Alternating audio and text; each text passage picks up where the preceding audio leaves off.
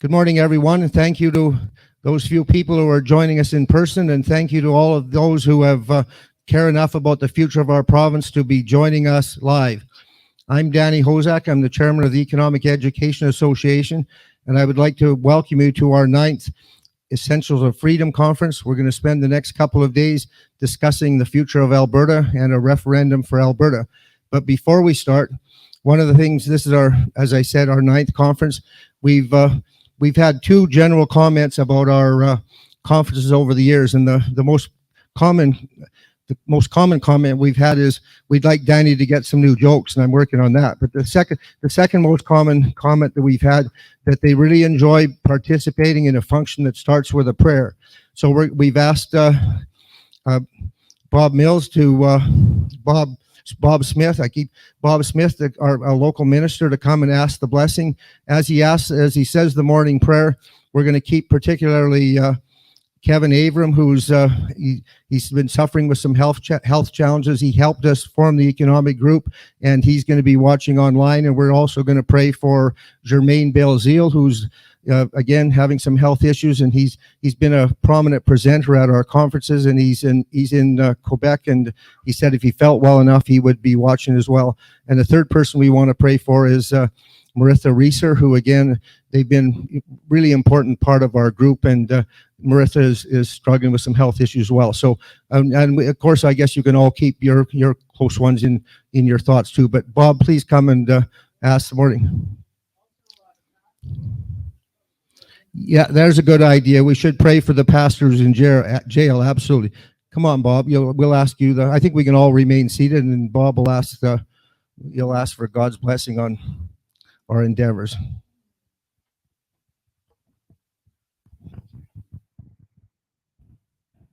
Danny, I've been called worse. You call me Mills. Smith is the name. Shall we take a moment and pray?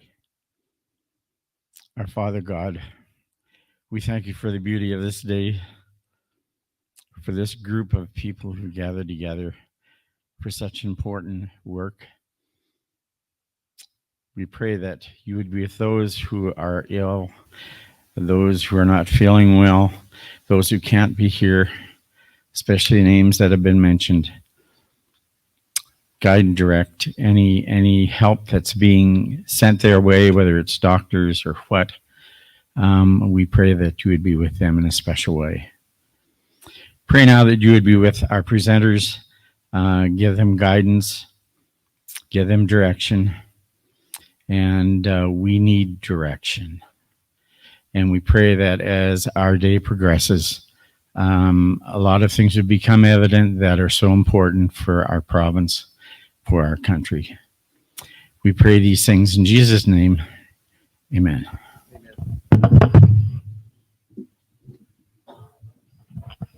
Thank you, Bob. Again, thank you to all of you for being here. We've got a busy morning. One of the things that we pride ourselves in doing is trying to stay on schedule. And so we're at 9:04. I think we're doing pretty well. I don't have a lot of opening remarks. I do want to thank everyone who's taken the time to take basically 2 days out of our busy lives to talk about the future of Alberta. And the gist of what we're trying to do is, as you know, Jason Kenney, when he got elected, committed to doing something about equalization. In fact, a lot of us believe he got elected to do something about equalization, but it wasn't long till he'd set up the Fair Deal panel and then started talking about having a referendum on equalization in the fall of 2021. And I always think it's sort of oddly ironic for someone who's running a $20 billion deficit to put off something that we want done for 2 years in hopes of saving a few $1 million. But anyway, let's not be too negative right off the start. But nevertheless, we are hopefully going to be having a referendum on equalization this fall. And the theme of what we're talking about today is, if we want to save some money, let's not just have one question on the ballot. Let's have 4 or 5 or 6 questions on the ballot. And that's what we're going to do today, is we're going to talk about questions that we think should be put before Albertans this fall in the form of a referendum. And for any of you who heard John Robson, who will be presenting here in just a few minutes, any of you who heard him on Danielle Smith a couple of weeks ago, Danielle said, well, how are you going to get whatever you conclude at this conference, how are you going to get it on the ballot? Well, clearly that will be a challenge, but nevertheless, we need to have something worth putting on the ballot before we start working on that. So our intention today is to come up with, over the next 2 days, is to come up with 4 or 5, questions that we think should be put before Albertans in the form of in the form of a referendum question, and then after that we'll look at whether we can actually get them on the ballot, and after that whether we actually get support from Albertans to do it. So if you've looked at the agenda, we've got I think we have about 10 or 12 presenters, and I've had quite a few people call over the last couple of weeks and say, well, why are you bringing so many speakers from outside the province to talk about the future of Alberta? And I think it's a really good and it's a legitimate question. And Patrick Moore and Andrew Lawton both touched on it in our July conference a little bit. And when they talked about and Patrick, I think, was the first to bring it up, and he said, the world is increasingly being divided into producers of wealth and consumers of wealth.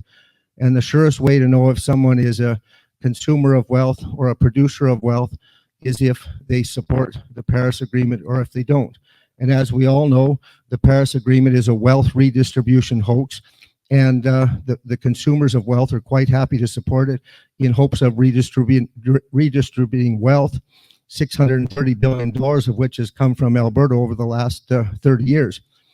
And of course, the people who don't want to be in the Paris Agreement are defending producers of wealth.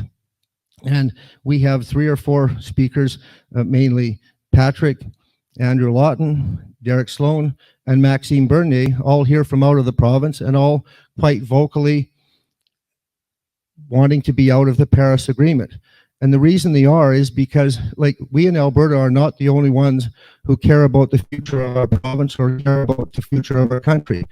Clearly, they care as much about the future of our country as we do, but they've given it enough thought to know what most of us who are watching online and are here in the room have come to the conclusion is that if we want the country to stay together, Canada is either going to have to get out of the Paris Agreement or Alberta will be getting out of Canada. So when the reason that we've invited these gentlemen, Maxime, Derek, Patrick, and Andrew, to be here, at least one of the reasons is clearly they have given a lot of thought to the future of our country, what it will take to, and quite frankly, the rest of Canada's success, whether they know it yet or not, depends on Alberta's success, and it depends on our energy industry. And so these folks are, the way I look at it, they have risked their jobs and their careers, because it's a lonely road wanting to be out of the Paris Agreement, but they have risked their jobs and their careers so that our kids and our grandchildren and future generations here in Alberta can have jobs and careers.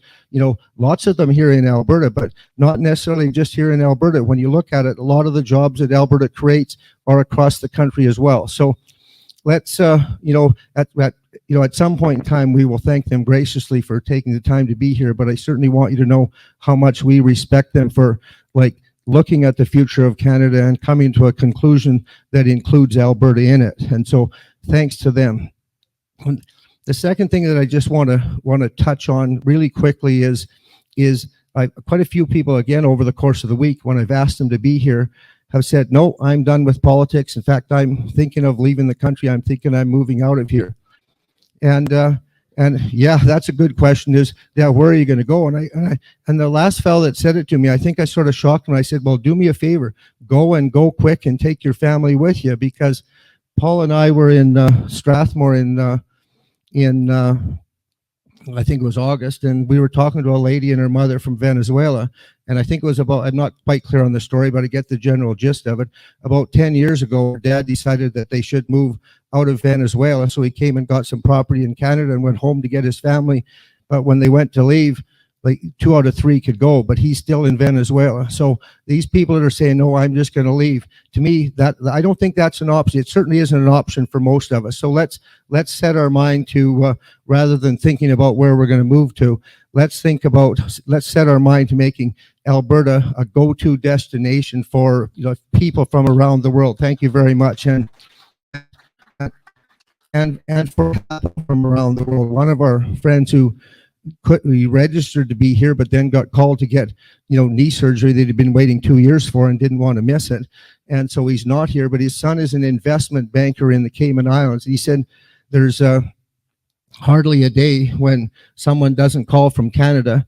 And he said they're always looking to move their money out of Canada. And he said mostly they're looking to move about $50 million out of Canada. And I said to him, well, if they're leaving Canada, why wouldn't they take all their money? But in any event, he said, well, like who knows? But in any event, but the point is, like they shouldn't be, like the Cayman Islands don't have food and they don't have oil. We've got oil, we've got agriculture. We should be a go-to destination, but we don't have the right political climate, and we have to, we need to work on that, and we will talk about that over the course of the next couple of days. So that's about all I have to say. David, is John online or is he there? Okay. John had his tickets bought, and then with COVID and all these restrictions, it just didn't work out for the babysitters to be where they were supposed to be. And so now there we are, John. Nice to see you. Thanks for joining us, albeit virtually. It's nice to see you. So do you want to just check and see if we can hear John? Can you hear me? I'm not muted. I tested my mic. I can see you're talking, but I can't hear you talking, John. I don't know why. My mic is fine. I am unmuted. Keep talking, John. Okay, I am. What a challenge! I'm sure I can meet. Yeah, we'd like to watch you talk, so we didn't have to hear you for about half an hour. That would be a good lesson for you. But we did a practice run on this 2 nights this week, and it worked. And so I assume it'll start working here in a minute. Well, it better, because my sign language isn't very good. John is going to present by video, and the only other presenter we have by video is Danielle Smith, is going to present by video at noon on Saturday. And yesterday I got quite a few texts, and the people were saying, are the speakers actually going to be here in Streamstown or wherever we are?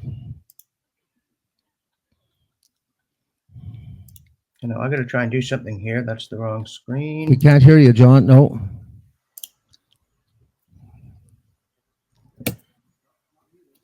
Not muted.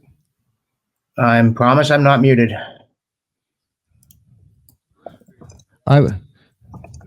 It's there, but faint. Okay.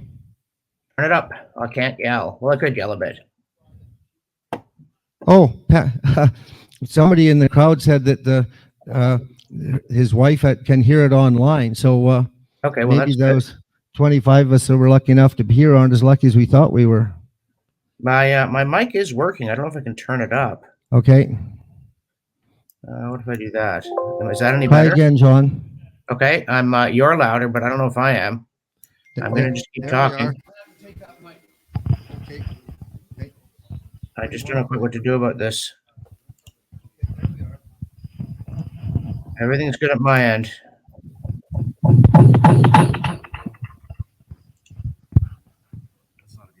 Okay, go ahead, John. John, okay, go ahead. Still talking, and you can still see me? We're going to test this. All right, let's test this. How are we going to test this?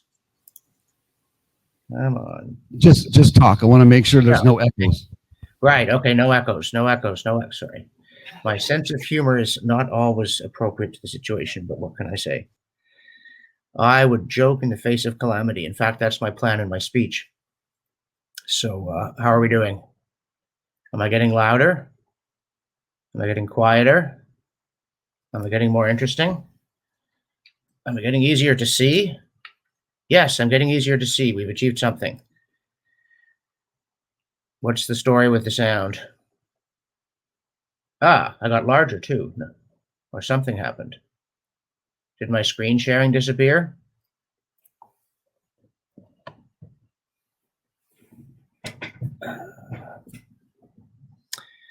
I'm going to continue to talk on the theory that you're still trying to hear me. It says everyone can see and hear you. The software says everyone can see and hear you. The software does not understand the situation.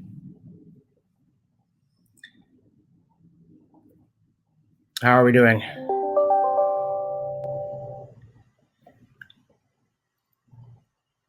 Do we have ignition? I can't hear you now. Okay, I'm ready to start. Well, normally one starts by saying hello. It's good to see you all again. Of course, I can't see all of you, and I'm not sure what you think of what you can see of me. I am not a cat, so that's something. I'm afraid I'm probably sort of a disembodied head. I was going to show Holly from Red Dwarf, but it's copyrighted. And anyway, many of you may not be fans of the show, and possibly rightly not. So you can see my head. I don't know what you'd think of my body. They're not queuing up to do sculptures of it. I can tell you that, at least maybe this kind, but not the other kind. But here I seem to have digressed slightly, because we are here, as always, to try to get better government. We're trying to get better government for Canada, if possible, for Alberta regardless, and by referendum, by golly.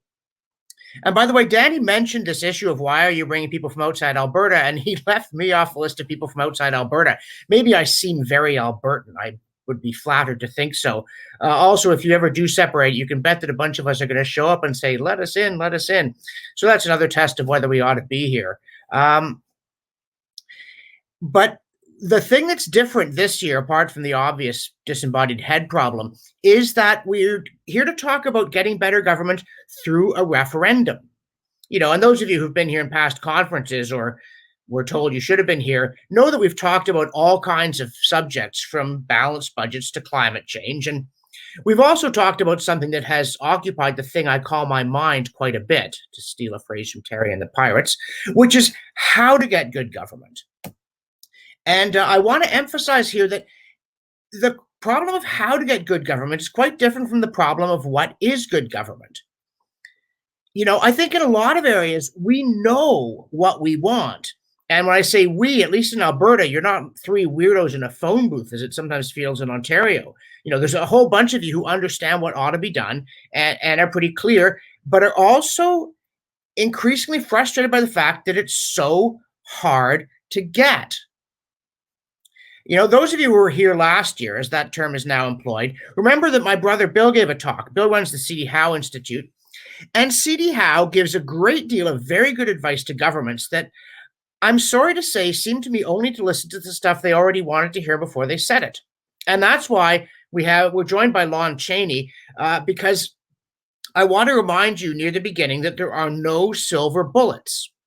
There's no way that I can make a recommendation, or that you can, and then have it happen through a magic spell, not even if we deliver our magic spell in Latin.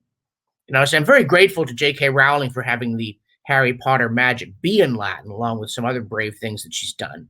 But if we don't have silver bullets, we've got something here. We don't have magic spells. And that's that Jason Kenney's administration, for reasons of its own, decided to hold this referendum on equalization in the fall of this year, and perhaps we'll still go ahead and do it. Now, I said for some reason, and the reason, I don't mean to sound too cynical here, but one possibility is that he wants to evade the issue rather than give it firmer shape. We don't even know what the question is yet, but we do nevertheless know, the first person has phoned me during my presentation, go away.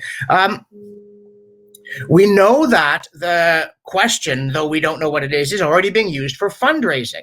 And that is no big surprise. And so my guess is that what they're cooking up is some convoluted question about a commitment to negotiate a framework for revising the conceptualization. But even if they do have one of these cunning plans, it is a comforting thought that politicians' cunning plans often misfire quite badly. They've opened up the possibility of asking the people of Alberta what should be done about a major public policy issue. And it may be that in consequence, they're going to hear from the people of Alberta about what should be done about a major public policy issue. And that means that we're getting a bit closer in this conference to the sharp end, but without getting sucked into the bog of partisan politics.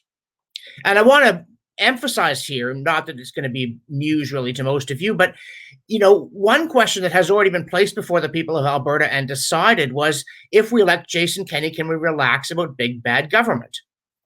Unfortunately, no, we cannot.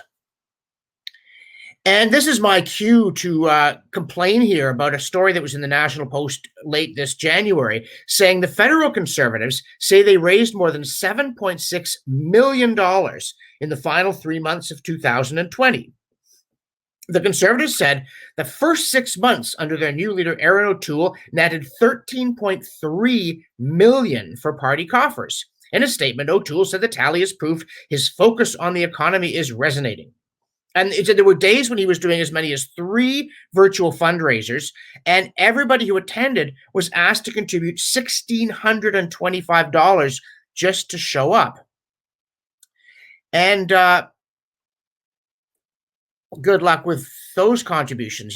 At this conference, we're going to be asking very practical questions like, why didn't you give us 1 cent for every dollar you gave the Tories? I mean, seriously, if people did that, if they figured we were 1/100th as useful as the federal Conservative Party, which I believe is an underestimate, we'd have raised $76,000 in the final 3 months of 2020, and we'd have put it to good use.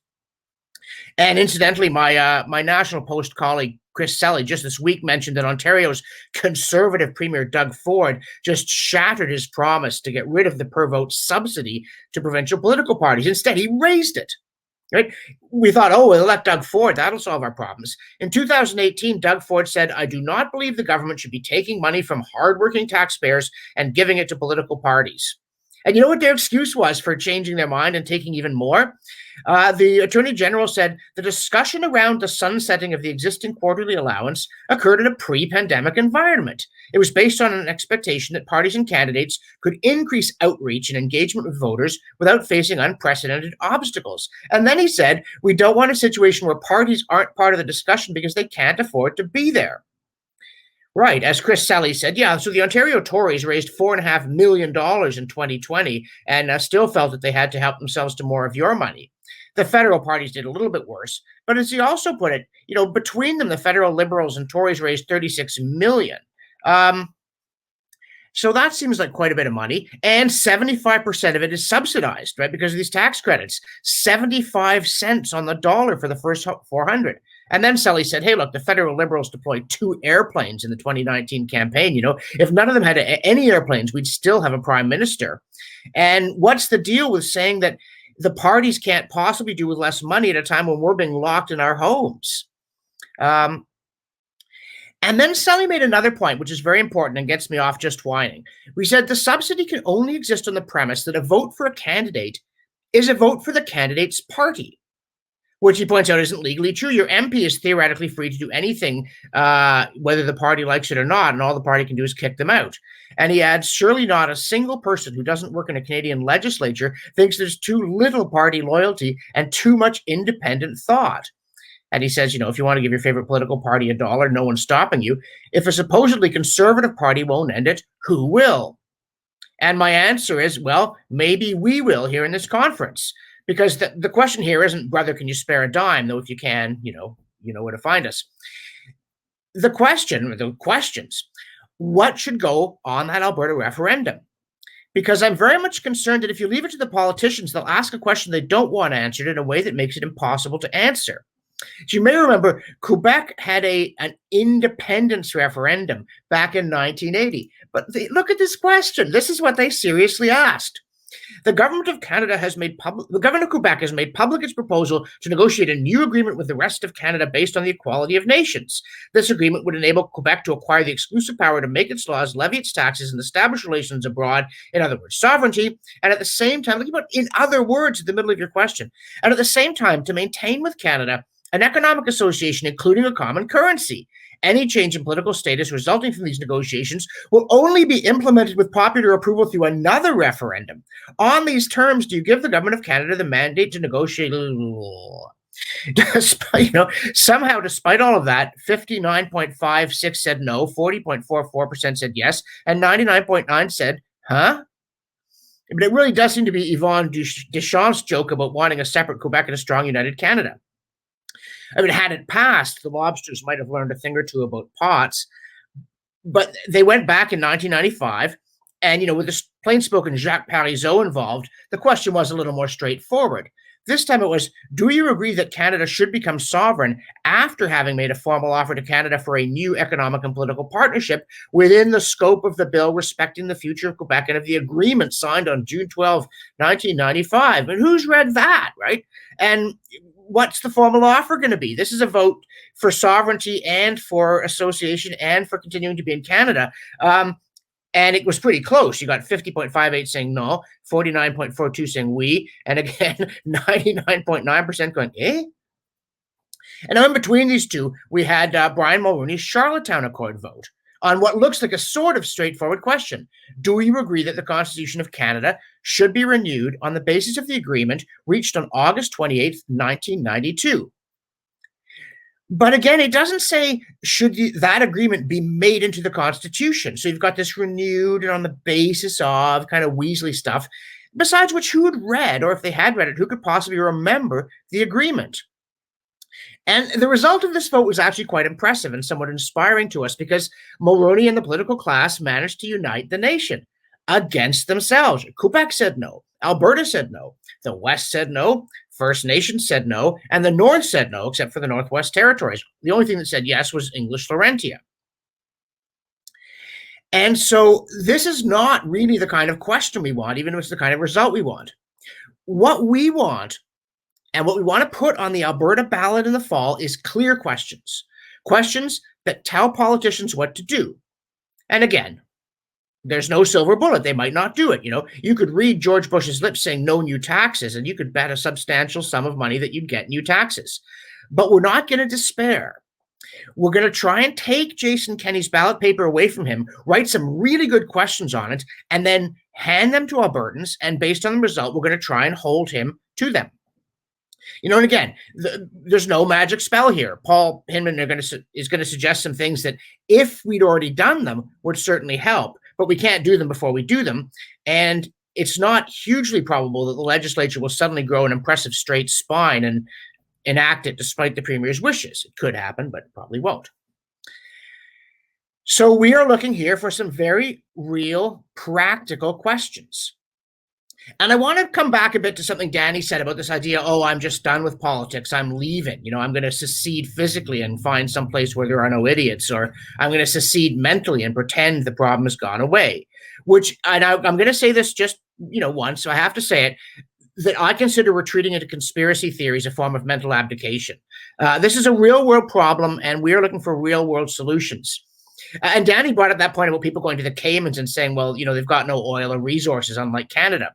And people might say, yeah, but Canada's run by idiots. I want to remind you that there is no place on earth that doesn't have idiots. There's no fleeing from the problem. Bad as things are in Alberta, they're probably better than in most places. You want to try Ontario's problems? Maybe we could switch. And I also want to say that one of the things that people will often accuse me of, with a little pat on the head, is they say you're too ideological. Your solutions are good in theory. I actually agree with you in principle, but in the real world, you have to be practical. And then you do something like elect Doug Ford or Jason Kenney, and you discover that the problem with practical people is their plans don't work. So we're here to work from first principles so that we get practical ideas that actually are practical. And obviously, we're going to be talking about some stuff that we've talked about before in these conferences. And I'm not apologizing for that. These things mattered last time we talked about them, and they still matter. So we're going to talk about them again. Things like balancing the budget, things like dealing with equalization, obviously, things like getting rid of wacky Green New Deals that will leave us all freezing in the dark and be so miserable that we'll think we moved to Texas. But while all of us are going to, and this, all the speakers, and that includes the ones that are far too famous for us to push around, which is, of course, most of them, and we're thrilled that they're here and very grateful. But the format here is that they're all going to present a question that they think should be on the ballot and tell us why that question should be on the ballot. And again, as Danny said, we can't make people put it on the ballot, but you certainly can't insist that your question is going to go on the ballot until you know what your question is. So I think it's a very major step forward for us to say, here's what should be asked in the fall. And then we can go out and say, well, why don't you want that question to be asked? Why are you afraid of that question? Why are you afraid of the answer? What harm can it do to put it to the citizens? And it could do a lot of good. And as is always the case with our EEA conferences, we're not a cult here. The idea is not that you should worship me. And again, if you decide that you should, we'll make a deal of some sort. But the rest of you are not obliged to agree with what we think the questions ought to be. And that's why one of the features of this conference is that we're going to live up to our principles. We're going to put the questions to you via the Slido app before going any further. We're not just talking about people power as a pretty idea, as some politicians have been known to do. The point here is actually to implement people power starting small, starting in the conference and then moving to the provincial scale and onward and upward. And of course, that means, if we have a vote here in the conference and these questions get thumbs up and these ones get thumbs down and you don't like it, you can ignore it. You can mentally secede from that. Or you can go and tell your family and friends that these are a bunch of ridiculous questions, and they'll look at you and say, what are you talking about? But if you like the result, or most of it anyway, you can go home and rail at family and friends about what we should be asking. And in that case, they're going to say, what a splendid set of suggestions. I would very much like to vote on those. And that will be a huge step forward in building the momentum to make sure that the ballot in the fall in Alberta is a useful exercise in getting better policy instead of a worse than useless exercise in getting politicians off the hook. And I don't think when we come up with our questions that politicians are going to have the reaction, what a splendid set of suggestions. I would very much like to vote on those. I'm sure some of them will in their hearts, but then they'll see the party whip giving them that look, and they'll think to themselves, I'm in a cleft stick here. But they'll also have a good argument saying, well, you know what we're talking about here isn't, just having chaos. We're not just talking about some random rebellion. We're talking about asking Albertans what they want us to do. And if the questions get voted yes, and we then do it, that will actually make us more popular, Mr. Premier. So it's a good idea. And that, it seems to me, is actually a very practical exercise in very sound principles. And again, if you come up with these questions and you say we should put these on the ballot, and some politician says, oh, that's a stupid question, it would be ridiculous to vote in favor of that, then we can say, well, don't worry, right? We keep hearing from you about the wisdom of the voters. You think the voters are the finest, smartest, most sensible and wonderful people who have ever walked the earth. At least you thought that during the last election, and you'll think it during the next one. So if that's really true, then they'll obviously vote down the Dumbo questions, right? We don't have to worry about that. Or, and I'm serious about this, if you go to some politician and say, here are our questions, and they say, that's absolute insanity. What circus did you escape from? You could say, okay, what meaningful, sensible, binding question do you want to see on the ballot? And don't say none. Don't say, I don't want to hear from the rabble. I'm in power now. That's a really bad answer. So I think it's actually a very effective way of getting a discussion about what should be asked and why it should be asked. Now, I talked about a binding question. And when I say binding, I don't mean it's going to become law because of the vote. It's not that kind of a referendum. We don't really have that kind of a political system. By and large, it's legislatures that create law. It is not popular votes.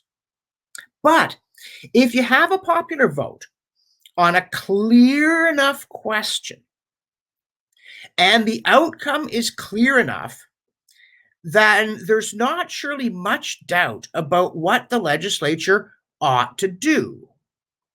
Now, I concede that there are potential pitfalls here. There are potential pitfalls in all human affairs, and certainly public policy has more than its share of them. It's not inconceivable that you could get contradictory questions on a referendum ballot, and they could both pass.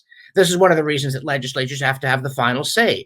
The ministry has to present a program to the elected members of the provincial parliament or legislative assembly that actually hangs together. And if we really did vote and say, would you like to raise spending? Yes. Would you like to lower spending? Yes. Then the legislature and the premier would be within their rights to say, well, we're only going to do one of those things. And probably the one we were already going to do anyway, as raise spending. But speaking of the premier, I note that Premier Kenney has been losing a bit of his luster lately, poor chap. Sorry. Well, he won't like, I imagine, the idea of expanding that ballot question into a whole bunch of questions that he didn't choose. It won't be instinctively appealing to him. He has a bit of a habit of controlling the agenda and kind of oozing between the prickly bits of public policy. But I actually think that this is an opportunity for him to recover his balance and get back to where he wants to be and back to being the person that I think he believes that he is and set out to be when he ran for premier. If he gets behind this idea, if he says, yes, not just one question, but a series of questions, and yes, clear questions with clear policy implications, and yes, I'll do them, provided there isn't some reason they're impossible, I think that people will be very much impressed by him. I think it will have them saying, okay, that's the Jason Kenney we thought we were electing. He's a pretty good guy, especially if we get good questions on the ballot. If we get those questions passed by good, solid margins, and then he does them. Now, I realize that there's many a slip twixt the cup and the lip. There's a lot of ways my plan could fail. But as has long been said in the world of chess, and I'm sure, therefore, that it's famous with you guys as well, a bad plan is better than no plan, because with bad plans, you can get lucky. And there's also a line from the movie Kubo and the Two Strings when somebody is given a suggestion and says, that's a bad idea, but it's the best bad idea we have. And then off they went, and sure enough, it worked. So I think that there is enormous practical value in creating a plan to take that fall referendum and fill it up with meaningful questions. And there's another thing here, by the way. Some of you may know that in the United States, they have a habit of asking referendum questions on ballots all the time. It's at the state level. It's not really a national thing, but at the state level, it happens all the time. And some states do more of it than others. But American voters frequently find themselves with a ballot that runs on for pages with all kinds of initiatives. Some of them very fiddly little ones about a specific law. Some of them quite general, like California's Proposition 13 about limiting taxes. And American voters may not make better choices than other people, but I don't think they make worse choices. I mean, you might think they do at times, but then again, look at who gets elected in other places. But there is no reason why there can only be one question on a referendum. There is no reason why there can only be 2 or 4. There is no reason there can't be 24 if you happen to think of 24 good questions. Government is complicated. Government is important. And one of the infuriating things about elections is that you only get to vote for one candidate, and they have this bundled up package of policies. And you might well find that, you know, on balance, you like these ones so much that you don't mind those ones, or you don't like this collection very much, but it's way better than what the other candidates have.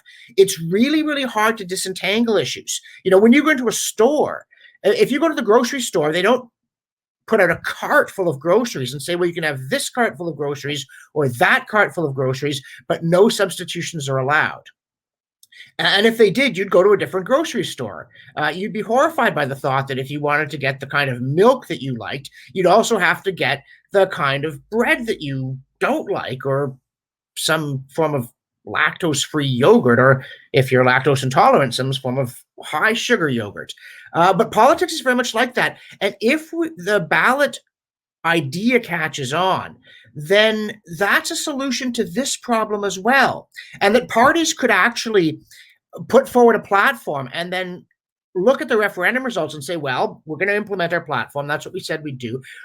But we noticed from the referendum that this part of our platform was hugely unpopular with people. And so we're going to abandon it, not because we lied to get elected, but because we listened to you.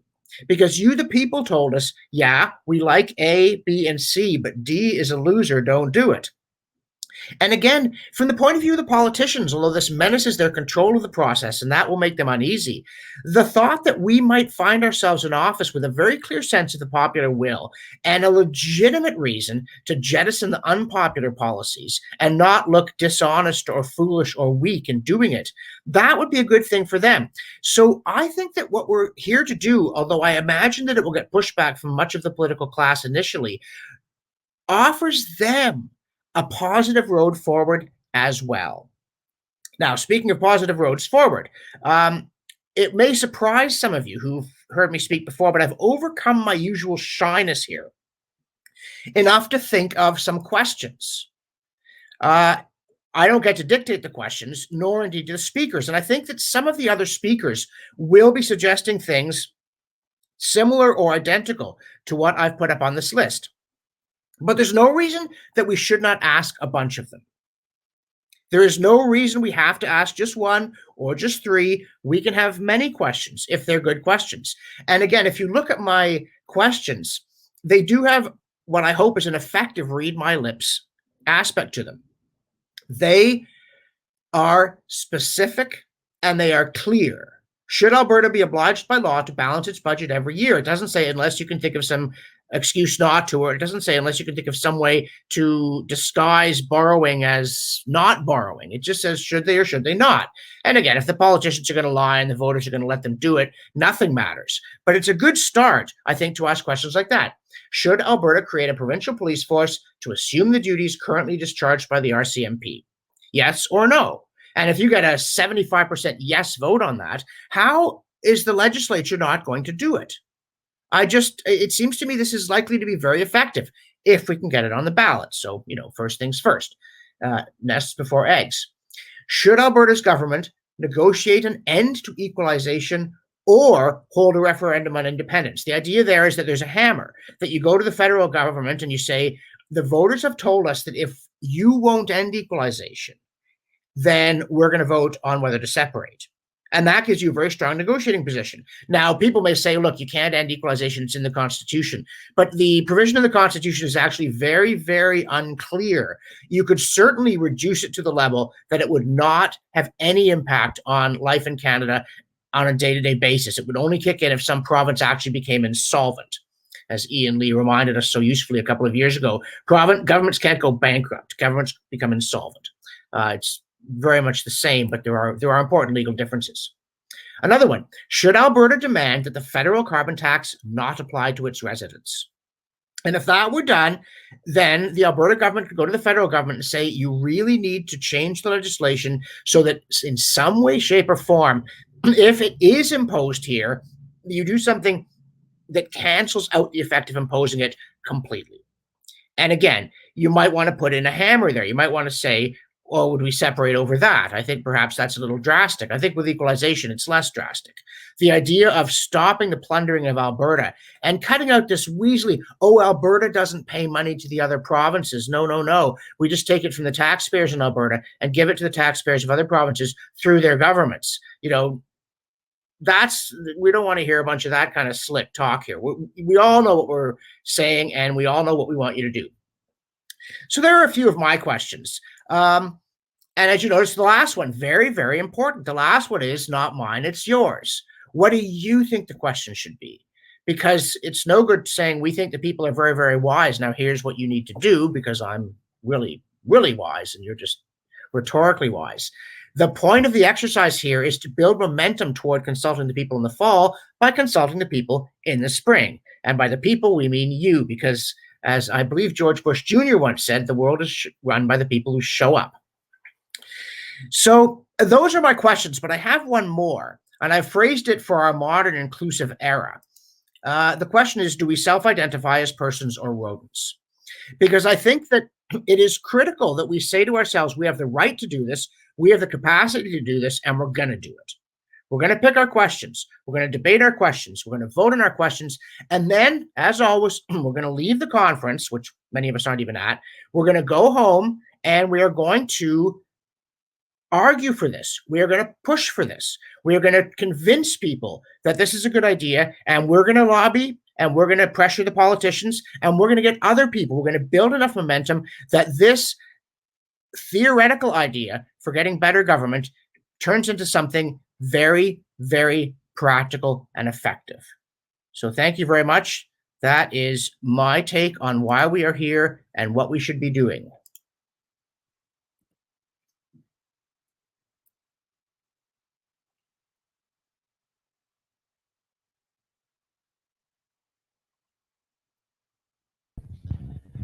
Thank you very much, John. After a little bit of a glitch, that went very well. Thank you very much for outlining where we're going today. So whoever's running the applause machine, maybe you could just turn it on for one more minute to show John how much we appreciate his. There we are. Thank you, John. The only way that could have been better is if you've been able to be here with us. And so now we're running a little bit ahead of schedule, which is just great. Our next speaker has been one of our most enjoyed at our last couple of conferences. Again, he's here from somewhere in Ontario, and we are certainly grateful to have him. So please give Andrew Lawton a warm Alberta welcome. I guess Alberta and Saskatchewan too.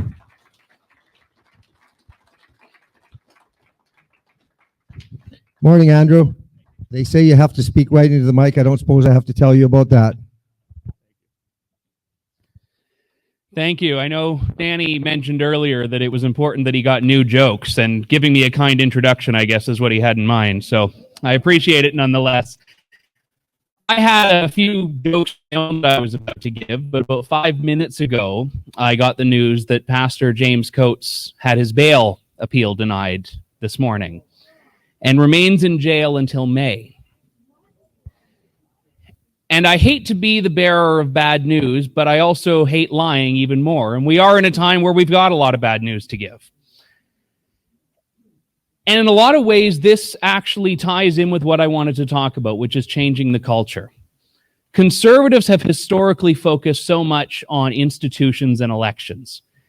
We had 10 years in which Stephen Harper was the prime minister. He had, for the last 4 years of that, a majority government. He stacked the court. He stacked the Senate. He stacked the boards of everyone from the CBC to the Canadian Human Rights Commission. And would we say that the legacy of that has been on side with what people on the right in Canada want? It hasn't. And that isn't to cast negative judgment on the Stephen Harper government. It's actually to look forward, which is that Conservatives have to stop looking at the immediate results of elections and board positions and all of these, and start to look at the longer-term cultural implications. Now, I will say, following what John Robson pointed out, it's not a zero-sum game. It's not one or the other. It's both. But you can't ignore the culture. And that's what I wanted to talk about this morning. John Robson laid out some absolutely phenomenal ideas for how you need to have a clear position. What I wanted to speak about this morning is the importance of having a cultural ground that's laid so that it is no longer cancelable, to use the terms of the era, to take the positions that are in alignment with what a lot of the people watching this believe. And I'll talk about a few different contexts of this. Guns, lockdowns, and independence. Two of the three I happen to like. I won't tell you which two, but you should be able to figure it out. All of them have to do with freedom. But at a more fundamental level, all of them are areas in which the culture is stacked against a lot of the people who value freedom. Firearms rights in Canada, insofar as they exist, there's another joke, I guess. Firearms rights in Canada are under attack. Property rights are an extension of that, and it's a discussion that no one in Canada has. And to talk about the referendum ideas that John was putting forward, that's one that I would put on the list, about ensuring that property rights are at the center in a constitutional setting, either in a future Alberta independent government or even at the Canadian government level, complicated as it is to change the Canadian Constitution. But the problem right now is that we have seen a culture in which taking a position that supports the right to own guns, taking a position that opposes lockdowns, taking a position that supports independence, has not just been cast as a minority position, which there's nothing wrong with. It's been cast as an egregious fringe position. Now, I think that if you were to talk to a lot of people, certainly in the West, you'd find that these may actually not just be not fringe, but actually be majority positions. If you talk to real people, with no offense intended to the few politicians that we have with us, I don't think there are a lot of real people in the political process. And certainly from my perspective as someone in media, I don't think there are a lot of real people in media. And some of this is not malicious. Some of it is based on people's own upbringings and experiences. If you grew up in Toronto and you went to the University of Toronto and you get a job in a Toronto newsroom, you may not have even met an Albertan in your life, let alone met an Albertan who believes in Alberta independence or who understands what it is that the West is not getting right now in the Canadian Confederation. As I talked about, I think at my very first time speaking at the Freedom Talk conference, the idea of guns. You get reporters in cities that are writing about guns who have never seen a gun, never been around a gun. They don't know anything about them. And they're the ones that are responsible in a very significant way to tell the story of these things to the general population, who then forms an opinion on them and who then rewards politicians that want to go after guns. And all of these issues are interconnected. And I know in a lot of ways people can say, well, you're preaching to the choir, but I want to talk about the way that we present what it is that we value, the way we present what it is that we care about. Margaret Thatcher had a fantastic line that I think has withstood the test of time, which is that first you win the argument, then you win the vote. And the problem with this is that the nature of the political process is that every party is in power until it isn't. And even the Alberta PCs is a great example. I know a lot of big fans of them in the room and watching this. They were in power and everyone thought, well, it was just this dynastic effect. They were going to be there forever. But even the Alberta PCs were there until they weren't. At the federal level, the push and pull between liberal-conservative is even more noticeable. It is impossible to build something long-lasting in a political setting, in an elected office setting, if someone else is going to be around in 4 years or 8 years who can dismantle it. To go back to firearms, Stephen Harper rolled back the long gun registry. Hurrah! And what's happening now? Not a long gun registry, but a major ban on 1,500 types of firearms put in effect by an order in council. And now Bill C-21, a bill that is going forward that is going after law-abiding gun owners and allowing municipal governments powers to ban handguns. You can celebrate the repeal of the long gun registry, but that only lasts as long as there is a government in power that is committed to that course of action. The Conservatives also had a great success in repealing Section 13 of the Canadian Human Rights Act. This is the section that allowed the government to go after bloggers, basically, people who committed the egregious sin of saying mean things online. And we thought, great, free speech activists rejoiced. I was part of that. And what happens? You fast forward a few years, you have a government that is bringing back a supercharged version of it that basically deputizes big tech companies to censor on the government's behalf.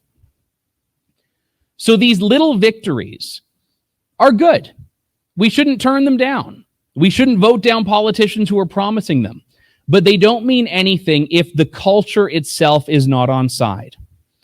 And there needs to be a ground laid so that when politicians do speak up on these issues, it does not become toxic.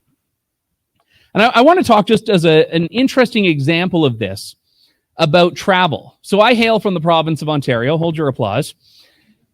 And we had a couple of months ago, the finance minister of Ontario, Rod Phillips, decide that, well, his government was locking down businesses, closing down restaurants, telling people not to travel.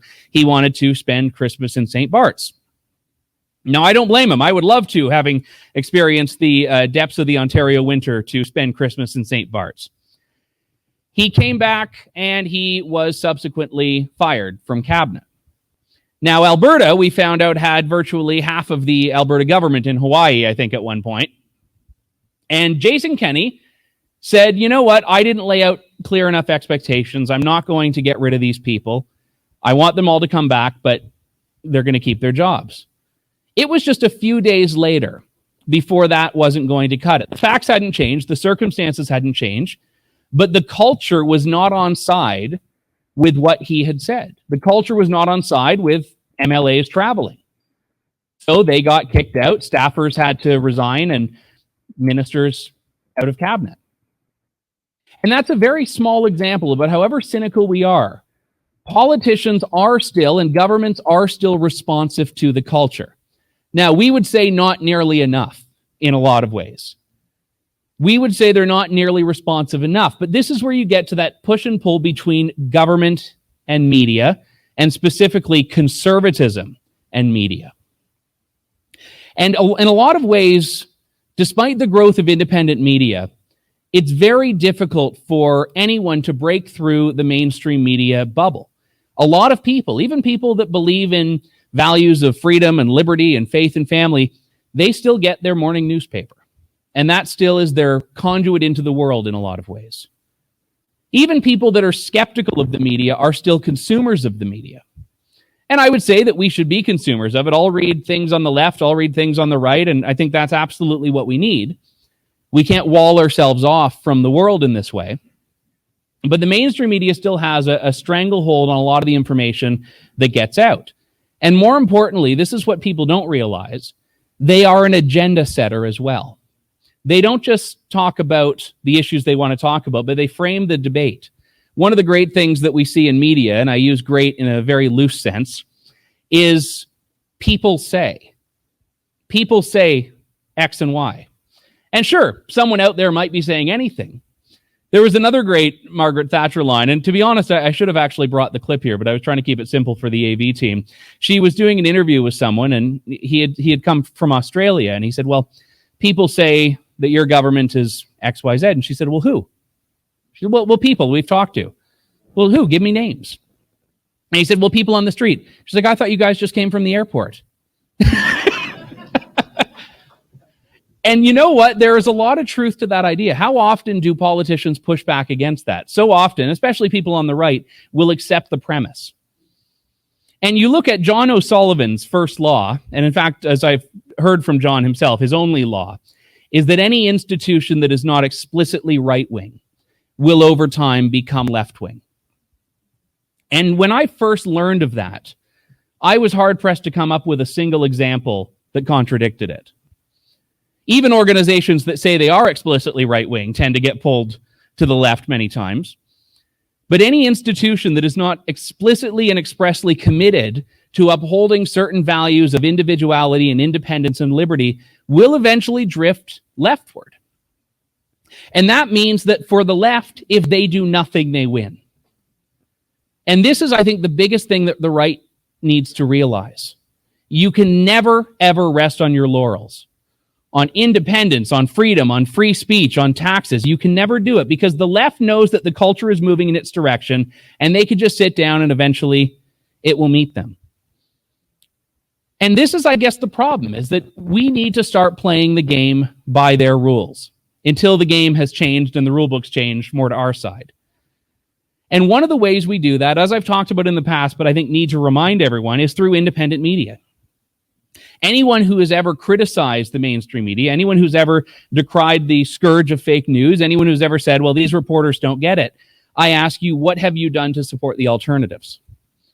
And in some cases, it's financially. In other cases, it's simply by not being afraid to share it. I can't count the number of times that I've shared a story, a friend of mine has shared a story, and then curiously they delete it later because someone in their circle said, oh, well, you can't share that Andrew Lawton guy. Which, in fairness, is probably good advice. But at the end of the day, people need to be prepared to take a stand. And it's not just about, well, thank you. Thank you, Danny. Jordan Peterson had said, we're all going to get punished. We're going to get punished for speaking up, and we're going to get punished for not speaking up. So the question is, which punishment do you prefer?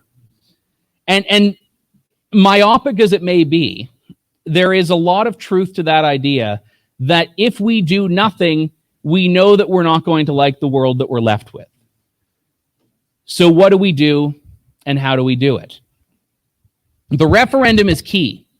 And I think that the referendum will show something very significant, which is that, as I mentioned earlier, things that the media and the political elites try to frame as being fringe minority positions are not actually that at all.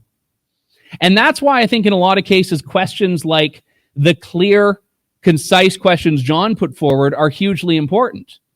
Because if there is a clear mandate, no one can say, well, those are just a few angry Albertans. To which I would say, can you blame them? I don't take issue with the angry, I take issue with the few. So what is the way forward? Have the referendum, yes. But let's also start talking about the impetus that we put behind these issues in the culture, in the cultural landscape. I want to tell another story from Ontario, if I may, because it's actually been quite an eventful province politically on these issues. We had some of the major lockdown battles in Ontario.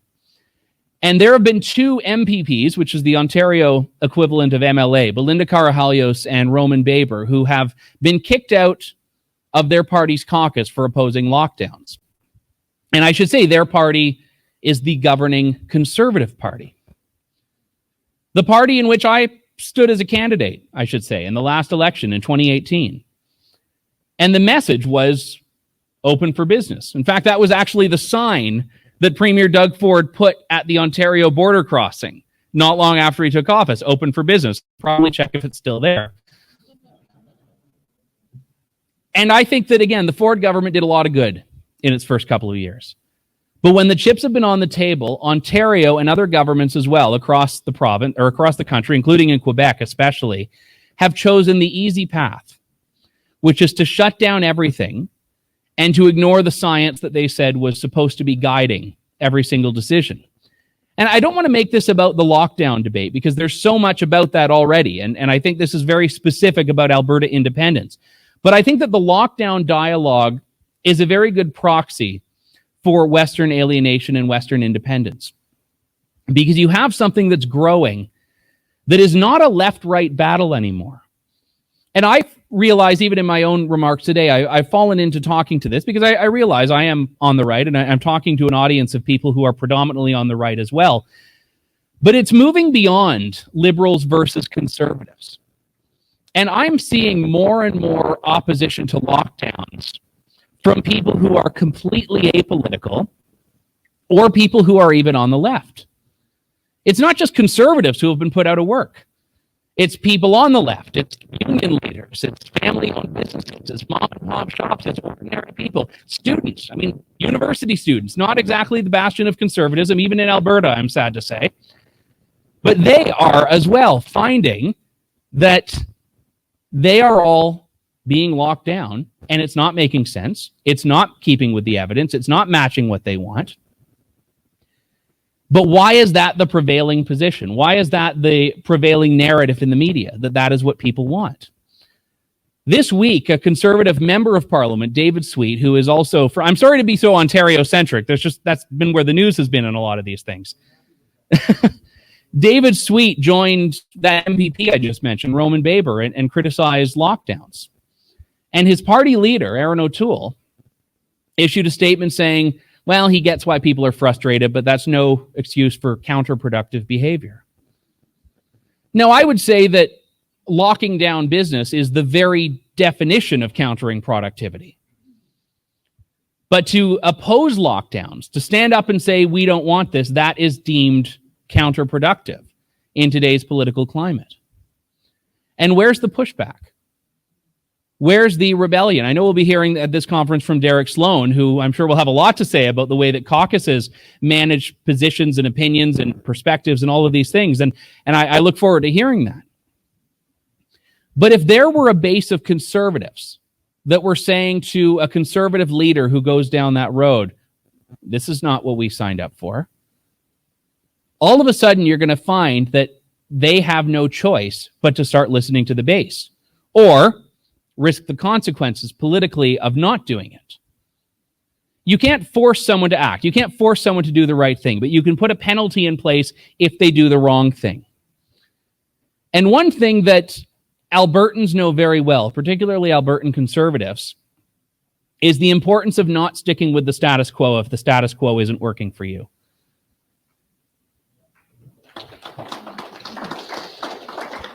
I will say it is very difficult to get applause lines when you have reduced capacity social distance gatherings. So I do appreciate the one I said to be bold and take a stand. So applauding me is about as bold as it can get.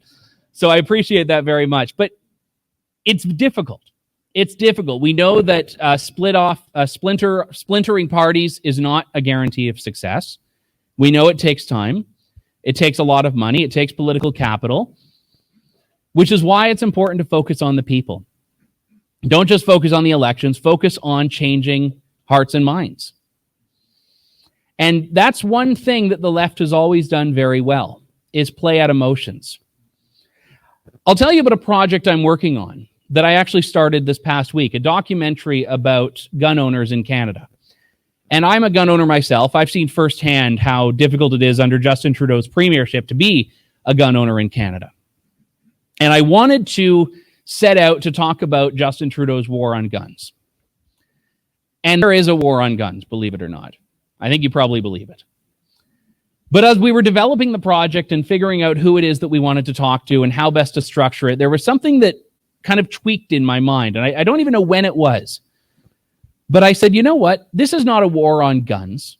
This is a war on people who own guns. And I decided, let's start telling stories the way the left does. Talk about the people. Talk about the people. So in the last week, I've interviewed business owners whose entire livelihood is in jeopardy because they might not be able to sell what they've already been able to sell, what they've always been able to sell. Competition sport shooters who might not even legally be allowed to represent Canada in the Olympics like they have for years because they might not legally be allowed to have the guns that they use in competitions in their homes. And that's what I'm doing. I'm putting a human face on these stories. And that would be my recommendation to those seeking independence in Alberta. We care about freedom. We care about liberty. We care about government spending. We care about getting a good deal in policing, in an Alberta pension plan. We care about all of these things. Don't deal in abstractions, though. Talk about the people. Talk about the effect on individuals, the effect on taxpayers, the effect on business owners. And as we see the tide turning on the lockdown debate, that's how it's happening. It's not by talking about, oh, well, this rate of infection and this economic growth and the GDP going here. It's by talking about the person who came to Canada from Syria, built a business that now has to be closed. It's about the family who has no idea how their child is going to survive because they haven't been able to see their friends in years. A 6-year-old will probably spend a third of their life in lockdown. Just keep that in mind. Focus on the people. And that is the way you start changing the culture, when people start understanding how it affects them. Not everyone is going to be where you are on these issues. If they were, they'd already be on side. Elections are not won and lost by the people who vote Conservative every election, the people who vote Liberal every election, the people who vote NDP. They're won and lost by the people who only vote if they have a reason to, and the people who are genuinely undecided. Now, having been a candidate, I can tell you that undecided voters are very frustrating to political people because I wait for elections. I look forward to them. When I was knocking on doors as a candidate, it was June 8th was the election, I think. Or you'd think I'd know this. June 8th, I think. And I was knocking on doors on June 7th. And so, is there an election coming up? And I look down the street and see, 97 signs or something. And I say, well, yes, those aren't all just like the painters that are working at your neighbor's houses. I think they thought Andrew Lawton was like the most in-demand home contractor. One person I talked to, upper middle class neighborhood, educated, smart, kind, friendly woman. I had said to her, what do you care about? And she said, well, government spending, taxes, all that sort of stuff. And I said, okay, well, this is great. This is a vote for me. Let me tell you what I'm going to do if I get elected. And then she said, well, I got to tell you, I love that the NDP is promising free dental care. You already understand where this is going. And then I said to her, okay, well, that's great. I can understand that. I understand dental care is expensive. Not everyone has benefits. Who's going to pay for it, though? I kid you not. Her response, I never thought of that. Now, this was not me using really significantly good powers of persuasion here. This was what I thought was the most obvious fundamental question when any government is ever trying to spend anything. Who's going to pay for it? And that hadn't actually crossed the radar. And this actually was an eye-opening experience that came far too late in the campaign for me, which is that a lot of people don't have the time or energy or effort in the world in which we live to delve into the issues in the depth that we do. And this is why in sales, they tell people, you have to tell it in 30 seconds. I get story pitches all the time from people. And a lot of them, I've attached, 97 pages as PDF about, this study and that study and this study. And I said, yeah, I'll read through that.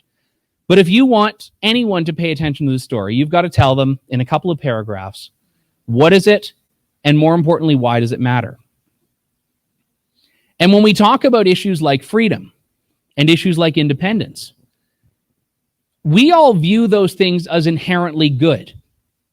And any policy that threatens or harms those is therefore bad. If you're talking to someone who doesn't have that as their baseline position, either because they haven't thought of it or maybe because they've been raised in a culture that doesn't value freedom first and foremost, you're not going to get through to them by just saying, well, it's bad because it's against this. You have to talk about the effect it's going to have on their lives. And the way you do that, I talked about one, independent media. I talked about another, though, which is something that every single person in this room can do. And I would suspect a lot of people in this room probably do it. And more importantly, the people watching in. I hope you are doing this, which is not being afraid to say to the people in your life, this is what I believe. There's something called cancellation in the cancel culture that we know of. One of the most insidious effects of cancel culture has been the self-cancellation that is now ubiquitous, wherein people preemptively cancel themselves because they think, well, someone's going to cancel me down the road, so why don't I just do it now while I'm in control of it?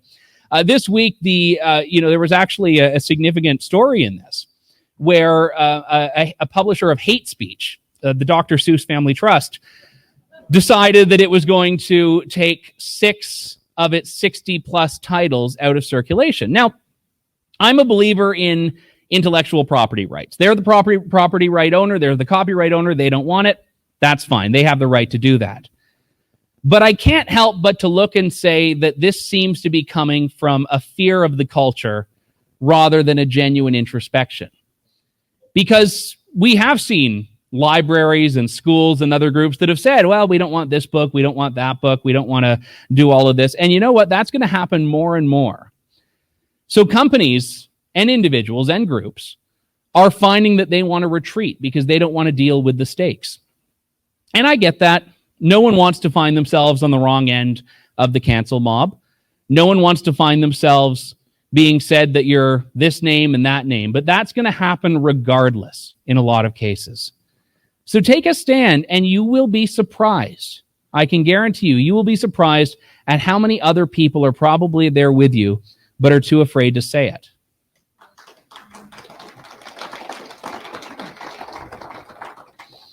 I will close along that vein with this. Whether we're talking about independence, whether we're talking about firearms, whether we're talking about lockdowns, whether we're talking about taxes, whether we're talking about Cambodian rice tariffs, it's a very big issue. I don't know if it is. Tom would know. He's laughing. Tom, that must have been a good joke then. Whether you're talking about any issue under the sun, there is a constituency for that issue. And then there is the mainstream media, which has its own constituency.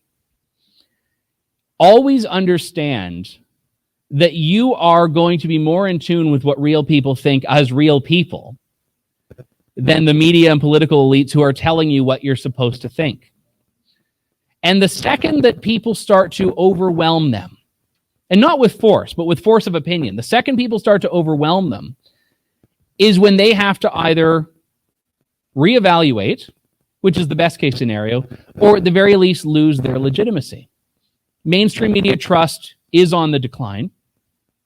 The reason is because people have ways now to speak up that show, well, hang on, the mainstream media says no one thinks this, but you know what? 90% of my Facebook friends do think this. So Have I just found like the only people in the world that do believe this, or are they wrong? And I think you'll find they're just wrong. Thank you.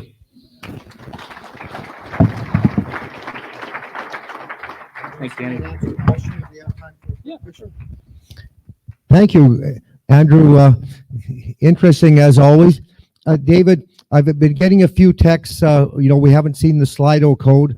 Do you think you could put the Slido code up sometime soon? We're running. You're going to do well. I think right now. I think what we'll do is we're running a little bit ahead of schedule, but we'll take a couple of questions from Andrew if anybody has one, and then we'll put the Slido codes up on, and the people at home, and John, if you're watching this, if you would put up the question, if you wouldn't mind answering the questions or putting the questions that you had proposed, if you'd put them onto the Slido, then the people, David will show us the login to Slido. So we'll take a couple of questions, and then we'll take a break. We've got coffee in a couple of places. We have there's water here at the front, and I think there's a couple of places where there's a muffin and a bit of fruit for anybody that would like to have it. But let's just, does anybody have a question for Andrew?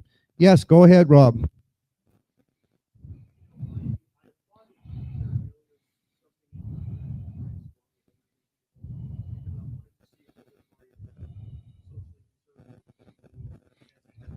Actually, Rob, you know what? I should ask you to come up here and ask the question in front of the camera so the people at home hear it as well. So not that Rob is one of our speakers. He'll be speaking this afternoon, but we're planning as we go here, but I think you should speak into the camera and then we'll go from there. All right. For all the folks watching at home, there's the lens.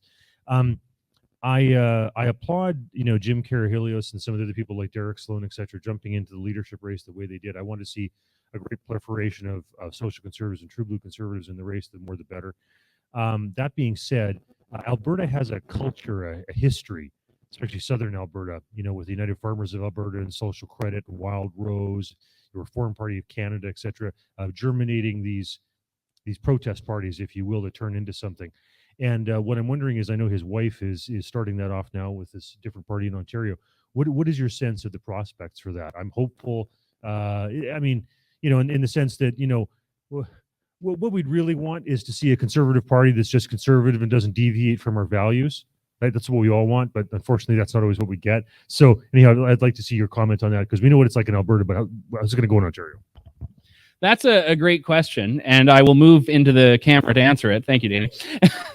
That's a great question. And I mean, one of the real battles that we see in any situations like this is about, do you fix from within or do you fix from outside? And anyone who's ever tried to fix from within has seen great problems in that. Derek Sloan, Jim Carahelios, Paul Hinman, Maxime Bernier. And this is going to be, and I will just say as an aside, before I get to Rob's question directly, this is a big risk in independent media, because all of a sudden, when you are talking about what the Conservative Party of Canada is doing, you get a lot of typically Maxime Bernier fans that say, well, why are you not paying attention to Max? And then when I interview Max, I get all the Conservative Party of Canada people saying, well, you're just selling out your base. And it's easy for me to rationalize any of this because A, because I don't care, and B, because I focus on issues and not people. And if you focus on issues, you can actually turn it around on others and say, well, hang on, I'm just talking to someone putting a conservative position forward. If your candidate is doing that, great, let me know. And they shut up very quickly. So as far as the landscape in Ontario, just to give you the 30-second summary here, Jim Carahelios, who was disqualified from the Conservative Party of Canada leadership race, has launched a new Ontario party called the New Blue Party. His wife is its first MPP because she was kicked out of the Progressive Conservative Caucus in Ontario. And I think it's going to go about as well as anyone expects, which is that it's not going to form a majority government in the next election. It sounds from what I've read, and I haven't talked in depth with the Carahelioses about this, like they're trying to focus on a couple of key ridings, but they're trying to say, let's get Belinda reelected, because incumbency is a great benefit compared to starting clean. So they're saying, let's get her reelected under this party banner. So I think a lot of the resources are going to go towards that. I think the real challenge will be, can they become part of the debates? And that's key. And to go back to the last federal election, the PPC may not have elected any members of parliament, but there was something very significant in Maxime Bernier being in the debates. Because all of a sudden, ordinary, real Canadians, the kind where that will be the only thing they pay attention to in the entire election, are hearing these things that otherwise they wouldn't, that otherwise the mainstream media wouldn't cover. And those sorts of things do have an effect, but it takes a lot of time to build something. It's very rare that you're going to be able to recreate what happened with the Wild Rose UCP, the split, and then, the PC Wild Rose split, and then the merger as the UCP. It's very rare to be able to do something like that in that relatively short a time frame. Thank you. I think that's a really good question, and it is an interesting thing, isn't it? How do you deal with that? How do you have the discussion, and how do you facilitate an open discussion? We had the same thing happen in the fall of 2019 when we'd asked Maxime to come and speak. We also asked Andrew Scheer at the same time, and those of you who are at the meeting know that I told you that. But I said we asked Maxime, and I guess it was Andrew was the leader of the federal Conservatives at the time. We asked him to come and speak, and Maxime agreed right away. We never did hear back from Andrew, but about 10 days before the conference, a group of our really good supporters phoned, and she called and said, "Danny, I've got a few of our other good supporters on the line, and I have to tell you that we've got a lot of friends that aren't very happy about you. Like, we're wondering why you're inviting Maxime, and they don't think they're going to come if you're going to invite him." And I said, "Really, is that right?" And they said, "Yeah, like they're not coming if you invite him." And I said, "Well, do me a favor, call them back, tell them to go to hell." Like I said, I said, you mean, we in the West have complained about supply management, corporate welfare, equalization, a whole host of other things for most of my life, and Maxime has a written plan to deal with it. And I said, we're not inviting him because he's our friend, even though he is, but I said we're inviting him because he has a well thought out plan to solve the problems that Canada is facing right now. So anyway, we're glad you're here again today, Maxime, but it is, we even take pressure for this cancel culture comes even for inviting folks like you to come and sort of bring an intelligent perspective to the discussion. So, Milan, are you standing up because you've got a sore back, or do you have a question? Okay. Do you have a question or no? No. Does anybody have a question? Oh, go ahead. Come on up and. Yeah, okay. He'll repeat it back. You say it, and it can't be very long, and so we can repeat it back. What's the question?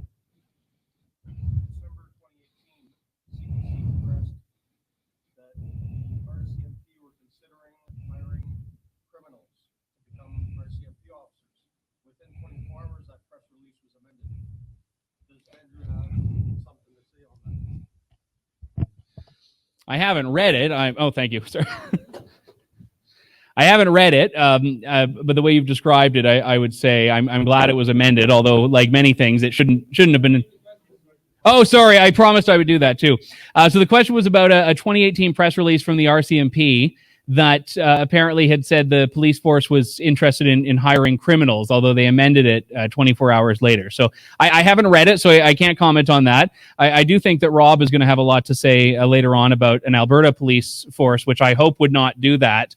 One thing, when it comes to amending press releases, so it's easy to mock them when someone says, oh, this was sent out in error and now we have to make a change. There was a case in Peel region, which is in Ontario as well, about a week and a half ago, where the public health agency had told parents that if they have a child in school and in their classroom, someone else has a household in which someone had COVID-19, the school classroom would shut down. And what the health agency said is that if you are a parent of anyone else in that class, any student in that class, you have to lock them in their bedroom for 14 days.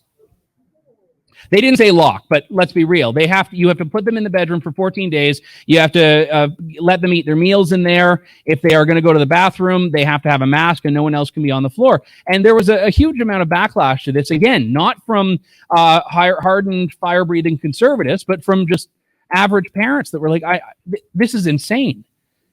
And what happened was they said, oh, no, this was sent out in error. Well, it wasn't sent out in error. You were busted. And at the end of the day, I'm glad they changed it. But a lot of the time, whenever an agency will say, oh, this was sent out in error, I think it's that they just didn't anticipate the response. Yeah. That was the error, yes. That's how out of touch they are. One more question, and then we'll take a break for coffee. Has anybody else got a question? Or maybe everybody, the question is, when can we have coffee? Okay, let's, yeah, that's Andrew's question. Okay, let's give Andrew another warm round of applause. And now you can see, while you're having coffee, the coffee and muffins are around there. Yeah, as you can, I think, David, you'll put up the questions that John is seeing, so you can all get your coffee, take a look at your slide thing, or those of you who want to try and use your phones, let's do that. We'll get going again exactly at 11 o'clock, so thank you very much. Our next, everybody's listening, our next speaker is as luck would have it, our next speaker is going to be our next premier, so please welcome Paul Heman.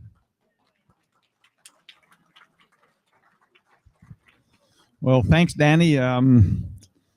That's a few miles down the road, but it's a road that we all want to travel and work hard and carry what we can. But I guess I'm kind of amazed that Danny hasn't told us some good jokes, and I'm going to use a recycled one here. But did you hear what the two rats in the House of Commons were saying to each other? Anybody heard this one? One rat turned to the other one and says, "Hey, have you taken that new vaccine yet?" And looks, "Are you kidding? They haven't even finished experimenting on humans yet." So anyways, thank you. We're really in a dilemma here when you look around and see the overreach of government and what's happening. And I guess I always kind of like to go back and start, I carry this book with me everywhere I go, the Constitution Act of Canada, 1867 and 1982. And I'm going to say, did I forget to bring my glasses up here? It might be a struggle here. But anyways, I'm a real believer in the most important thing is a constitutional democracy. And in that constitution, our rights need to be spelled out black and white, no question. And then the rule of law protects that. And I'm going to attempt to read this. I should have it memorized, but I don't. Oh, light's not good enough here. Two bad things is light and small print. Whereas Canada is founded upon the principles that recognize the supremacy of God and the rule of law. And then we've got guarantee of rights and freedoms. Number 1, the Canadian Charter of Rights and Freedoms guarantees the rights and freedoms set out in it, subject only to such reasonable limits prescribed by law and can be demonstrably justified in a free and democratic society. And this is the problem that we have. Oh, there we go, some glasses. Thank you very much. This is the problem, is that even trying to go to the courts right now, they can't be justified, but yet the government has no problems imposing and stripping away people's freedoms. And we'll just read those that under our current constitution, put these on. Everyone has the following fundamental freedoms. A, freedom of conscience and religion. B, freedom of thought, belief, opinion, expression, including freedom of the press and freedom of media of communications. Wow, has that one ever been hit hard lately? Freedom of peaceful assembly. Another tough one. Freedom of association. But those are the fundamental freedoms that are prescribed in our current constitution. And I think that we can just kind of go through and strike them off one by one. Gone, gone, gone, limited, reduced. And they're not there. And so the question for me is well, what can we do about it? And I think that there's two fundamental questions that we need on this fall's referendum in order to put the power back where it belongs in the people's hands. Because protesting isn't good enough. Making phone calls isn't good enough. Rallies, petitions, all of those aren't good enough. But if we could actually go around and collect signatures and fire somebody, that would be good enough. And a lot of people have some arguments saying, well, recall just doesn't work because a government could never do any of those tough things that it needs to do once it gets elected. And I argue that, again, I'll go back to, I think, was it Andrew that quoted Margaret Thatcher? First you have to win the argument and then you have to win the election. And political parties fail to win the argument. They're far more excited about getting the emotional charge going in the people and winning the vote. And that's one of our fundamental problems. And I often start off, and I'm going to kind of try and mimic it here, but if I had a bucket here of crystal meth, and I says it's free, probably none of you in here ever even tried it before, but this crystal meth, I mean, I've talked to people, it's the trip of your life. You'll never experience another one like it. Is there anybody in here that would like to put up their hand and get a free shot, free dose of crystal meth? I think we're actually in a conservative group here. Nobody wants that. But yet if I bring up the next bucket and say, hey, there's $100 bills in here, everybody who comes up, you can come and get a free $100 bill, all of a sudden we're excited. And it goes back again to what Andrew was saying. This lady wanted responsible government, wants balanced budgets, wants accountability, but oh yeah, I really would like some free dental care. And well, where does that come from? And I say that's one of the two biggest problems that we have is government with its handouts that's saying that it's free and you just need to vote for me. And the biggest challenge that we're facing right now is this idea of a universal basic income. How many people want that? But yet again, the question is, do they even realize where it could possibly come from or what it will do to us? I've got a good book. Calvin Hillen, First Nation individual from BC, wrote The Economic Dependency Trap. Any of you ever heard that one or read that book? But this is the problem that we have, is government is very astute at creating this economic dependency. And whether it's free dental care, whether it's free education, everything's free, but yet it isn't. There's always a cost to it. And so I go back to the fundamental problem, in my opinion, is how do we stop government from issuing these free things that are out there in front and people wanting to grasp onto it and buying those votes. And to me, the only way you can stop that is if the people can actually sign a petition and fire those people that have been elected. And clap. And so I think the most important question that we could have on this fall's referendum is a referendum on recall. And there's a couple of reasons why we need to have it in a referendum. How many of you are aware of an old Premier Bible Bill Aberhart? Did you know that the social credit brought in accountability and had recall? But as soon as Aberhart was going to do, I can't remember what he was promising, or he wasn't able to come up with the money that he was promising, people wanted to recall him, and so they repealed the legislation. How many of you remember our current premier's promise that what was the first summer going to be? The summer of repeal. Well, boy, of all of his talks and all the things that he's done, that's the shortest list. The summer of repeal was a half repeal on the carbon tax, which was his number one issue, going to repeal the carbon tax. But yet he left it in place. But even more disappointing to me that after he had his first AGM and he had our new leader of the official opposition, Mr. O'Toole, on the stage, what did they say? We're just not walking the walk good enough. We just need to appease those people a little bit better. And it's just false. But there's nothing that we can do about those situations except for hold them accountability. How do we do that? We need to be able to have recall. But going back to Bible Bill Aberhart, that's repealed. But under our Constitution, it is kind of a precedent that if something is passed in the legislature, it can be repealed in the legislature. If it's passed by a referendum, then it takes a referendum to repeal it. And so that's why I feel it's so critical. It's not good enough just to have our premier saying, oh, we're bringing forth a recall act this spring, which if I had to bet my bucket of money, I'll bet it doesn't even get initiated till after the next election. There'll be some clause in there that will keep them immune from any recall or any accountability because of COVID or whatever else till after the next election is my expectations. That I hope I'm disappointed on that, and they actually have one that we can work on that. But so anyways, we need to have that, and it needs to be passed in a referendum so that it can't be repealed by a legislature who's in there. And going back to winning the argument first, I feel one of the biggest struggles that we have as conservatives is that we don't want to win the argument because we're afraid of it. I remember our previous leader who stepped down talked about, conservatism works and we just need to find a better way of talking about it. But as soon as he got in there, the first thing that he did was have a whip of the votes and saying that we're going to support the Paris Accord. And we see these things over and over and over again, and there's no accountability. And I just feel that without accountability, the people's attitude is well, I'm not responsible for that. And this is the greatest struggle that we have, is because human nature, in my opinion, is if something looks impossible, we don't spend a lot of time trying to do it. And most people realize that once people are elected, there's nothing they can do about it for 4 years. And so they just disassociate, they disconnect, they don't want to hear about it because they know there's nothing that they can do about it.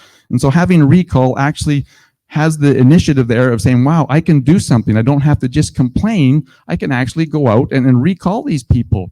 And the other interesting part for me is that our Constitution, and I, like I say, it's a very divisive Constitution. This is not one that protects the individuals. What it does is it protects the majority. It allows the majority to actually have tyranny over the minority, whether that's regional, whether it's industrial, whether it's religious, whatever it is, it allows this tyranny of the majority and causes a great deal. But what's really interesting to me, though, is that we all think that we're the majority. That, oh man, everybody agrees with me and we all live in our own little bubble, whatever it is. Most of our friends, our associate, our co-workers usually agree with us and we think it's right.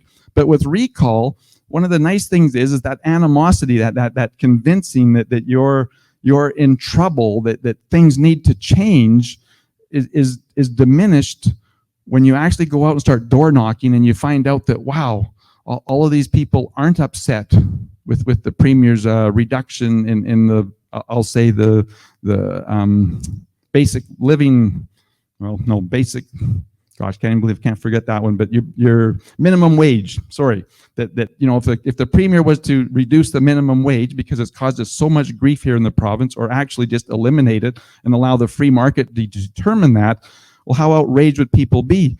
And let them go and collect the signatures, because all of a sudden you realize that, wow, I'm not in the majority. And so I think that that's also a very important part of recall legislation, is the fact that it actually brings people to a knowledge of what other people are thinking, and it actually reduces the tension and the animosity between the two groups because they have more respect on that. But anyways, I just think that the most important thing that we can and should have is recall on this fall's ballot. Under our current conditions, on what we're struggling with, and with the the restrictions of being able to meet together is eliminated. There's just so many things that our health official has pronounced, and our Premier has announced it, and there's nothing that we can do, and we need to be able to do something. Where would we be today is if we could start recall last December, when the Premier shut us down and says there's no Christmas for anybody except for those who can travel abroad, which I'm not going to be too specific about. But for the rest of you, you can't cross the street to your grandparents' place. You can't gather together. You can't go to church. All of those things are prohibited for Christmas. But how many people would have gone out or gone online to start signing a signature? And again, when I look at all the draconian edicts that they're pronouncing on us right now, and there's nothing we can do, I think that recall would be the absolute best thing that we could have. And the question is how many MLAs that are currently sitting would be threatened, if not already removed, if we had recall? And if that happened, then all of a sudden the Premier might say, you know what, we have to listen to the people. And that's a real problem. Go ahead. When it comes to losing our freedoms, that there's nothing that could be more important. But another problem that we have in our parliamentary system is what we call the whip, the party whip. And again, I'm a believer in a caucus coordinator, that the leader should know, wow, we got 17 MLAs that are for this, we have 37 that are against it, and we know where we're at. But under our current system, wherever the responsibility is, that's where the actions are taken. And right now, who's responsible for every MLA in the province? The Premier. We know the Premier's going around and sending out the MLAs and saying, you squash this idea of a leadership review. This is wrong. You squash this idea that these lockdowns are wrong. And they're sent out and said, you need to stop this. In my 2009 campaign, which was successful in Calgary Glenmore, my opponent was asked the question in a forum, who are you going to represent when you get elected? The people of Calgary Glenmore or Premier Stelmach? And she answered honestly and says, well, under our current system, I'll be representing Premier Stelmach. and she got a lot of boos, and again, she was a shoe-in, and she ended up losing that race. But this is another problem, and again, the blessing of recall. When I was a leader back in 2007, had an individual that lived up in Grand Prairie area, was a farmer there, and we were divisive on the old wheat board. And again, we've got Rick Strankman here, which I am so grateful for his battle on that. But how often do we have individuals like James Coates in jail and Rick Strankman in jail because they were fighting the government? But these things are important. But with recall, you can actually step back as the leader and say, well, no, Paul Hinman's accountable to the people in Calgary, Glenmore. And it's not me as the leader.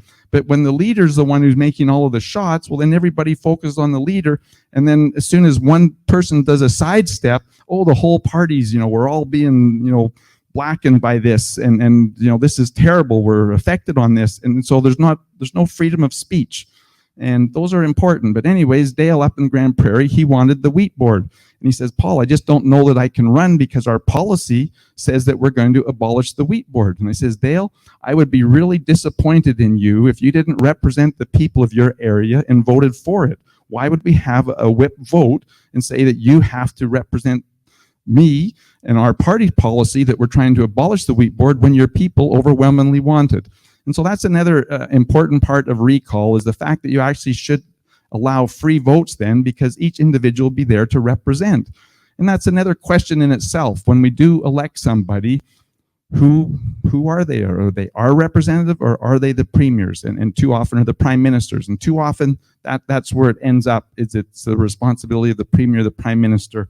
And so recall would take that away from them. But to switch to the second one, balanced budgets. I was actually in the House when Premier Klein put up the big sign, paid in full. And two things that he had in legislation. One is that all surpluses were to go to pay off the debt. And the other one was that we had to run balanced budgets.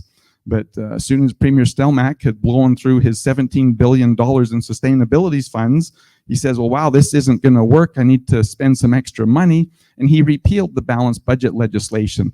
And so once again, we're faced with that same problem of, if it's not passed in a referendum, then it can be repealed very easily in the legislature, and it's gone. Just think what a blessing it would be for Albertans today had Premier Klein had a referendum on balanced budgets and our premiers weren't able to spend the money that they spent. And so again, got one clapper there. Again, this is putting the power back in the people, and where you don't get this loud outburst of rage, and they're concerned that, oh my goodness, who said that? And there's those reporters from Australia again, they got off, well, we're hearing this and that. Well, who? And those are questions to ask. Who? Sign the petitions. If you're not happy, we'll sign the petition, sign the recall. And that really divides the those who claim versus those who can produce. And that's a problem. But balanced budgets, I think, would change the Canadian democracy. I'm sure you all remember that when our new Prime Minister got in for the first time, well, two of his famous sayings are, first of all, budgets just balance themselves. And the other one is that, well, it's only $10 billion. But if we had balanced budget legislation, and the next year he had to raise the taxes 2% or 4% like municipal governments, how long does it happen? And again, both of these things, recall and balanced budgets, they're not a left or a right issue. This is good governance. This is accountability. This is the people being able to control the monster of government, and how, I just say how cancerous it is, and this desire to buy votes and redistribute them, because it doesn't matter what government's in there, whether it's the far left and they want to promote the arts and whatever else it is that they want to promote, if they have to balance the budget, we just see their priorities, and then we're arguing whether or not we agree with those priorities. But there's a lot of questions that we could have and should have on the referendum this fall. I just hope that two of them are, number one, recall and this accountability, where we can actually stop the government in its tracks and fire a few of them because it gets their attention. And number two, that we actually go back to a balanced budget. And like I say, I hope that we can take this up a level and realize that this isn't a left or a right issue. This is an issue of having a governance that works for the people, and not us becoming subjects of the king who declares this way or that way. And in closing, I just want to, because as our pastor or minister this morning, Bob Not Mills Smith, when he spoke, he said some interesting things there for me, and the thought came into my head of William Tinsdale in 1536, 1537, where he was wanting to print the Bible in English. It was out throughout many parts of Europe in different languages, but it wasn't allowed to be printed here in England in English. And he was strangled and then burned. But his dying prayer is that the king's eyes might be opened. And I think that this is what my prayer is right now, is that the Premier's eyes might be opened, that he will allow us to actually pass a few good laws or good referendum principles that would actually be to his benefit, that would help him govern in a more, I want to say, ethical way. Because right now the freedoms that we've been stripped of and have been taken away is wrong, it's unacceptable, and yet we have so many people that are phoning in on the snitch lines, that are going after people, that we have to obey this.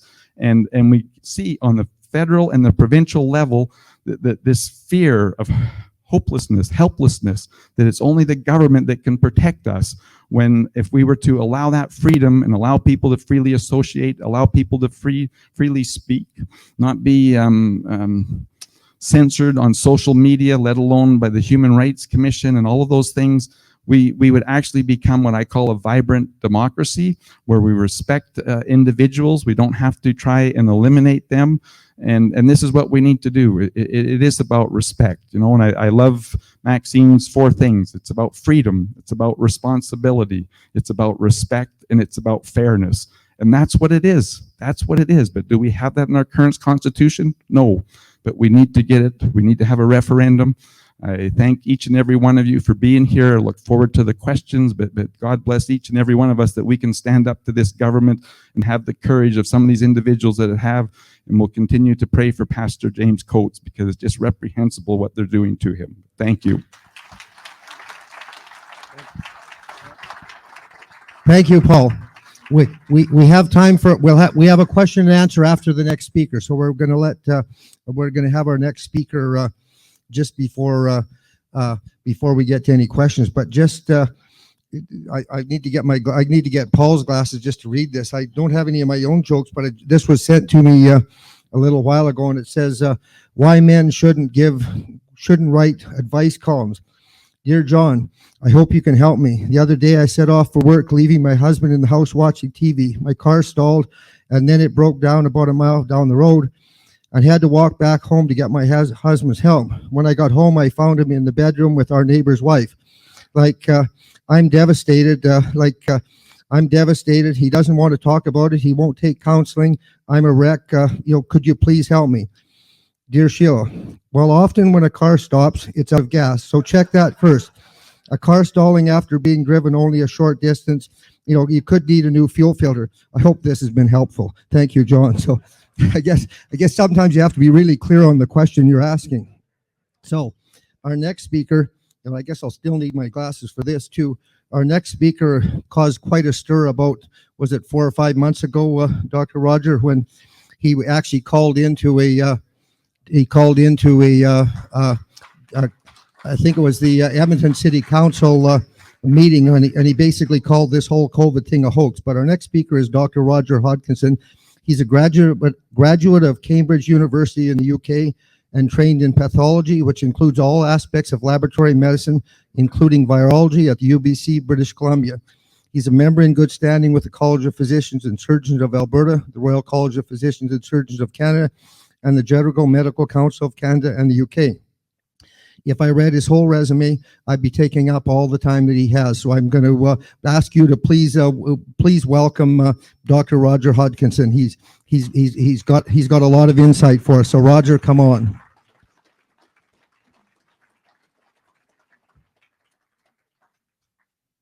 Thank you. Thank you, Danny.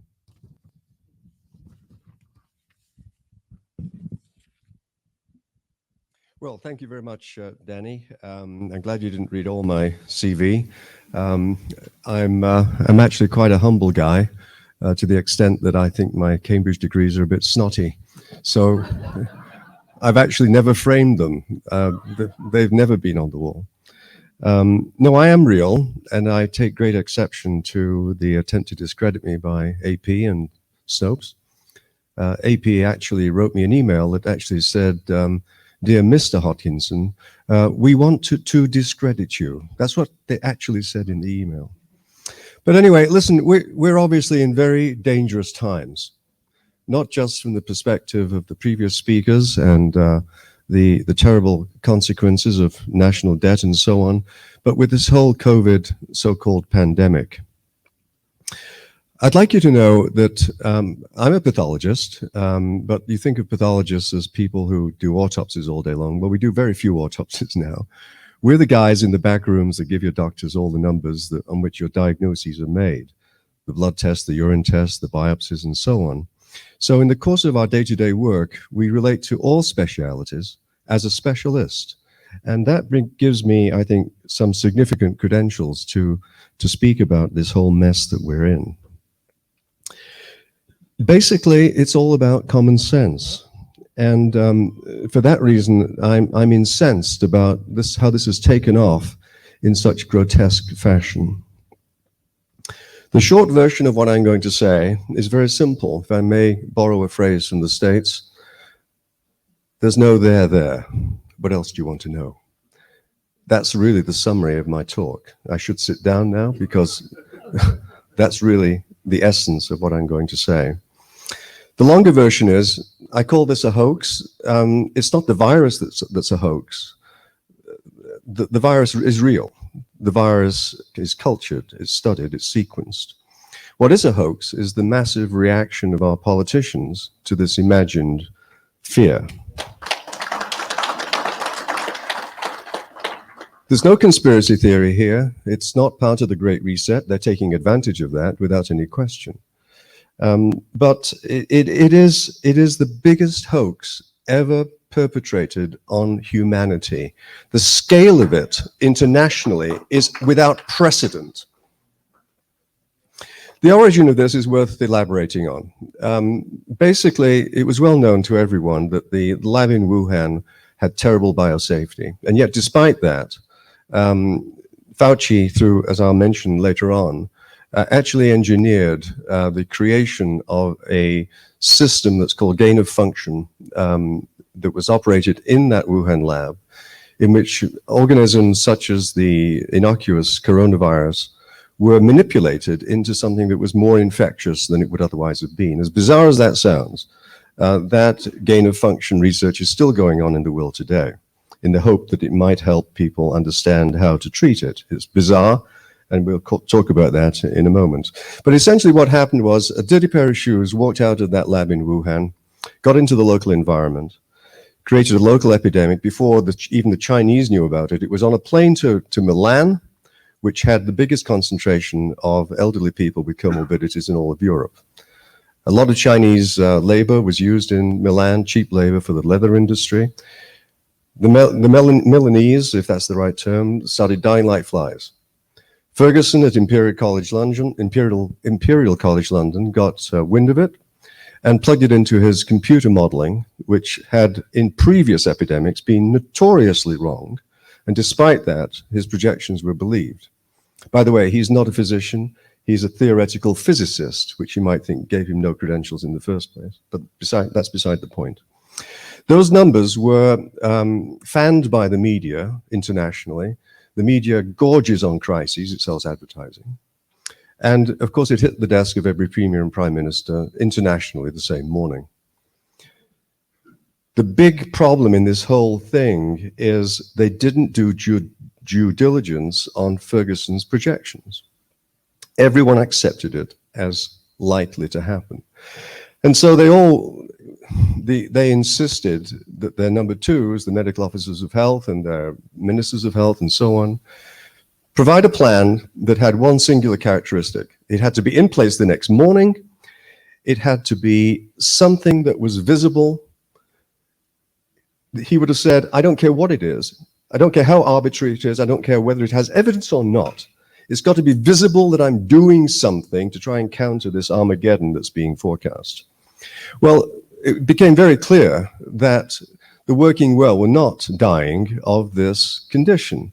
It was simply, it sounds callous to say so, it was the older people with comorbidities who were dying in droves and not the working well. So just to digress for a minute here, whenever you're faced with a complex problem, you have to ask yourself, why are we doing this? Why are we doing this?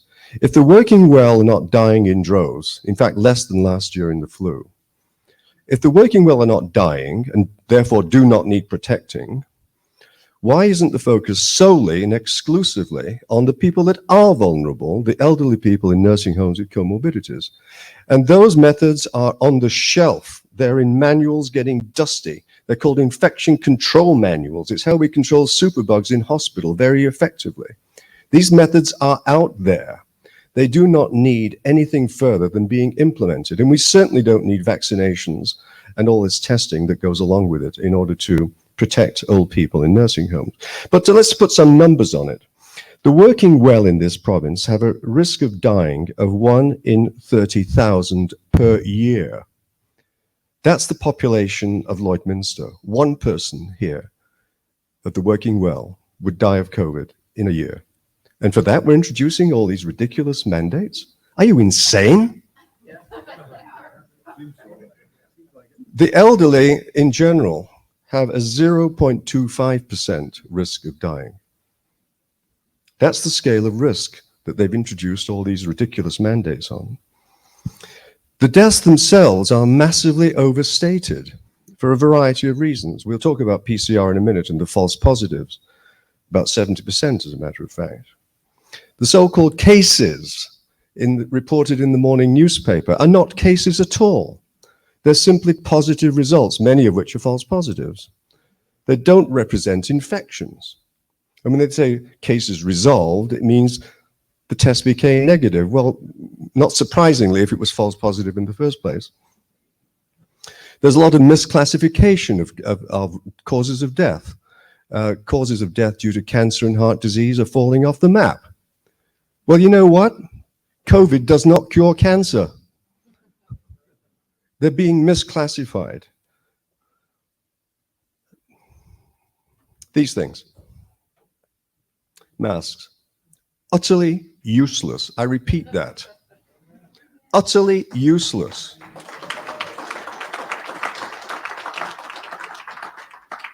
People are not wearing these things, N95. They're too expensive. They're not available. They're really uncomfortable to wear all day. They're wearing these things halfway under their nose. They're upside down, whatever. They're soggy. The evidence is replete for decades prior to COVID with the flu. Masks don't work. The WHO said so. Fauci, that clown in the States, said so. They don't work. Simple as that. There's a Danish study you might have heard of that showed that conclusively in a controlled trial. But more to the point, you cannot control a nanoscale problem with a macro scale solution. It just doesn't make sense. A lot of this stuff, of course, is virtue signaling or even fashion statements now when you see Pelosi pouncing around with those ridiculous things on her face. But for kids to be forced to wear this stuff is just outrageous. You know, the kids are not coming down with this. So there are two reasons to wear masks. One is to stop me from getting it from you, and the evidence is abundantly clear that that does not happen. The other reason to wear a mask is to stop me giving it to you. Well, guess what? Last year, when we came down with the flu, we stayed home. We didn't need anyone to tell us to stay home, self-quarantine in the new terminology. We stayed home. We were responsible. We looked after ourselves, chicken noodle soup, Tylenol, sprinkled it with Tylenol. We went to bed. We didn't go to work. We only went to work when we felt we were well. We didn't need testing or anyone to tell us it was safe. We exercised personal responsibility, and guess what? It's worked. It's worked every single year, and this year is absolutely no different. Travel bans. I'm a Trumper, make no mistake about it. I love the guy. On travel bans, he was dead wrong. They don't do a damn thing. The virus is everywhere. You've got to get your mind around this. It is everywhere. It's unstoppable. Medical science can't stop it and can't even treat it. In terms of a curative sense, we can support it with various measures that I might come to. But it's just pathetic to think that this thing can be controlled. We have to learn to live with it as a risk of life, just like we did with flu in previous years. Lockdowns. Well, they're culpable either way. Either they're not measuring it and should have, or they were measuring it and are not prepared to release it. As Dr. Joffe has shown in Edmonton, an infectious disease specialist, he's shown quite conclusively that the deaths resulting directly from lockdowns are 5 to 10 times the deaths that, even if you accept the deaths as being accurate due to COVID, as opposed to with COVID, a huge multiple of deaths directly due to lockdowns. Unintended consequences, obviously, lockdowns should stop tomorrow. They don't work. Schools, businesses, operating rooms, transplants, etc. These lockdowns have two big types of consequences. There are micro consequences and the macro consequences. Because of the death threats I've been getting, I was visited by victim services, and we had a very nice conversation that resulted from my recognizing her accent as being from where I grew up in Manchester. And we started talking personally. She told me something, sorry, I get emotional when I say this. This is the worst conversation I've ever heard in my entire career. She told me she was not allowed to hold the hand of her dying father. Now, that to me is the end of the road. That's the jackboots of the state, not just putting them in your face, but twisting it. And it's got to stop.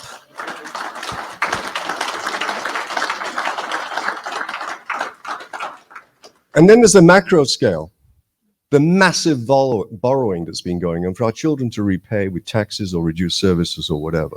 In Britain, the incremental borrowing directly due to COVID is 3 times the annual budget of the National Health Service, a single disease system now. Borrowing of that scale for no reason whatsoever is absolutely outrageous and will be a burden for our children for decades to come. This talk wouldn't be complete without talking about PCR, which you've heard a lot of. Using the government's own statistics, I estimate that currently about 70% of the results that are so-called positive in asymptomatic people are actually false positives. Let me put that in context. One of my roles in my previous career was a laboratory inspector for the very college that's now got its teeth in my backside. If I was inspecting a laboratory that was doing pap smears, and 70% of the pap smears in asymptomatic women were wrong, I would shut that lab down that afternoon. It simply wouldn't be allowed to continue. 70% or thereabouts of these results are just dead wrong. And it's not just the result.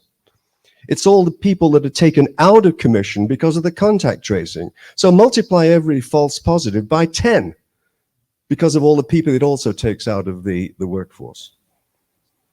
You've heard about cycle times, the number of times that you actually multiply this RNA that's in your nose in order to get a positive result.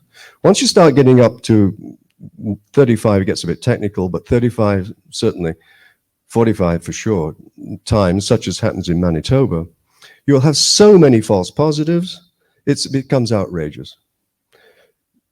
The cycle times are justified in Manitoba, for example, in hard copy, by saying we don't want to miss a single case. Well, of course you won't miss a single case, you idiots.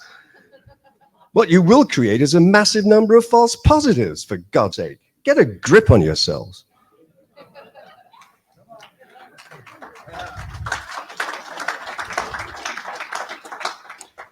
I've run big labs, and I can tell you, if I walked in one morning and my COO said to me, we got 1,000 times more serum rhubarb to run today, what are we going to do? There'd be a scramble. You pull people off other jobs onto different instruments and you ask them to push the buttons. And for straight chemistry, you probably get reasonable results. But if you do that with PCR, molecular diagnostics as we call it, it's a horror show. It's so meticulous in its needs for how you hold a pipette, how you open a tube, how you cut things open, di-da. In the trade, PCR is known to be a test that needs meticulous attention to detail. So when you pull someone off reading pap smears and say, push these buttons, it's a gong show. That's why we're getting so many false positives. So what are the drivers of this current situation that we're in? The current drivers. Two things. How am I doing for time, Danny? About 5 minutes, 6 minutes. Okay. The drivers are asymptomatic testing. It's mad. It should stop. It has no purpose whatsoever. It drives statistics in the morning newspaper that the politicians use to double down on the idiocy that's already going on. It has no purpose. Absolutely not. But the other big driver is censorship and intimidation of journalists, of politicians, of physicians. This is what I'm going to read something from the Messenger, from our registrar at the College of Physicians and Surgeons. You're not going to believe that this was actually written. Let me tell you, verbatim. I quote, "Some physicians have made comments that both undermine the COVID-19 public health measures and share information that may not be grounded in facts. I ask every physician in our province to please be mindful. Have I got your attention yet? Please be mindful of the information you're sharing, whether it be through social media conversations with patients, hold yourself, or chats with your neighbors. It's essential that what you share is grounded in fact, not hearsay." Well, this is what I say to the College of Physicians and Surgeons. It's not for me to defend myself about what I'm saying as common sense interpretation of what's going on. It's for you, the College of Physicians and Surgeons, who is empowered to protect the public, to demand of government, why are you doing this?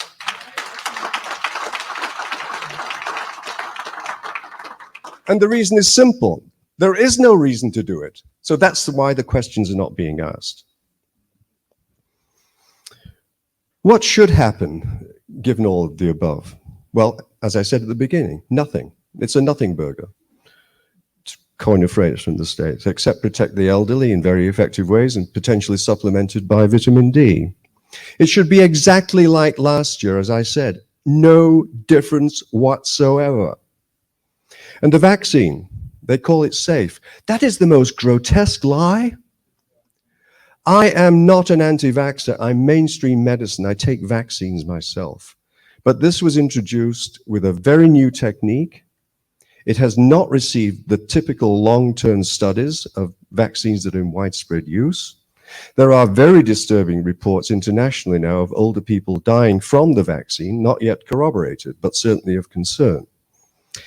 It wasn't needed in the first place. And it certainly shouldn't be injected into billions of arms without any long-term studies. It is the most reckless experiment in medical history. I hope it works, but it may not. And it's their job to prove it before it's used for a condition for which it is in the first place not necessary. It should certainly never be used in pregnancy or in children. And the variants that are out there, the variants, another fear that's intended to fan the epidemic. So what if they're more infectious? That's a good thing. We want to build herd immunity the natural way, like we did with the flu when you stayed home and you gave it to your family. It's not a reason to be running for the exit. Hospital capacity, flatten the curve, the most preposterous concept. Look, the evidence was clear. ICUs are not being overrun. There's no need to cancel surgeries and heart transplants. Dennis Moder's here. You'll know what I'm talking about, Dennis. The stuff that's going on right now in terms of canceled surgeries, canceled cancer investigations, cancer treatment is outrageous. There's going to be a tsunami of demand on the healthcare system when this idiocy stops. The so-called precautionary principle is used to defend it. Patrick Moore here told me that this should not be called a principle, which implies something that has some established foundation. It's not a principle at all. It's a little bit like me telling you, you could apply it to global warming as well as to this nonsense. It's a little bit like me telling you, you know what? You should commit suicide today because you might die tomorrow. That's how mad that precautionary principle is attached to this particular situation. Wouldn't be complete unless I talked about medical ethics in all of this. Two central tenets of medical ethics. First, do no harm, and informed consent. They fail on both grounds. The medical officers of health across this country are practicing medicine on society as the patient. And every physician in this province is held to those two basic principles. First, do no harm, and informed consent. Well, there is no informed consent for the vaccine. The older people are getting it without any knowledge of what could possibly happen to them. It's just an outrageous lie. So the medical officers of health, in my opinion, could be considered guilty of medical negligence because those principles would apply to every other physician. They're only protected by statute from that consequence.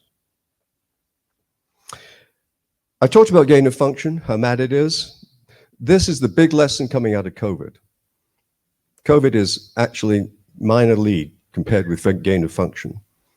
This particular gain of function, if it turns out to be the case, and it probably is, this particular episode was unfortunate. But the next one could be massive. It could make this look like a walk in the park. Gain of function experimentation should stop internationally tomorrow. It's going on in China. It could be going on in rogue states like North Korea and Iran. It's not rocket science to do it. Gain of function, I beg your pardon. Gain of function is the crazy idea that if you genetically manipulate a virus to be more infectious, that somehow that gives you a better handle on how to treat it and contain it. It's crazy rationale, but it's going on. And that could well have been the origin of this particular virus because Fauci actually sponsored, if you listen to Steve Hilton on the Fox News, very good story about Fauci evading gain of function regulations in the States, which Obama instituted. One of the good things that he did. He offloaded it to Wuhan, knowing that lab had terrible biosafety problems. So it could well be that this is not, as Trump said, a China virus. It could well be an American virus. So I'm going to leave with a couple of things. First of all, a message to Premier Kenney. Look, everyone knows you want to be Prime Minister one day. Well, now's the time to exercise leadership, to stand up and be counted.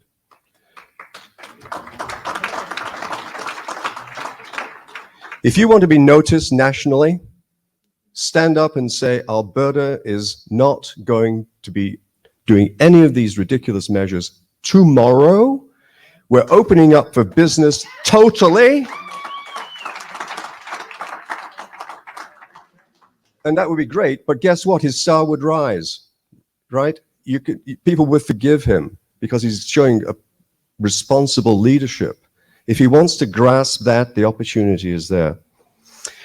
My final comment, prefaced by a statement that I'm not a homeopath, I'm not a quack. I've got a substantial CV. I loathe those bastards, right? Along with all the other quacks out there. There was a guy called Voltaire years ago who said this, a couple of centuries ago. It sounds like homeopathy, but listen to it. He said, and I quote, "The art of medicine consists of amusing the patient while nature cures the disease." Nothing could be further than the truth today, I can tell you, with respect to COVID. A question that I might propose for Premier Kenny, given my own experience with my college, is very simple. Should physicians be intimidated into silence by the College of Physicians and Surgeons? Thank you very much.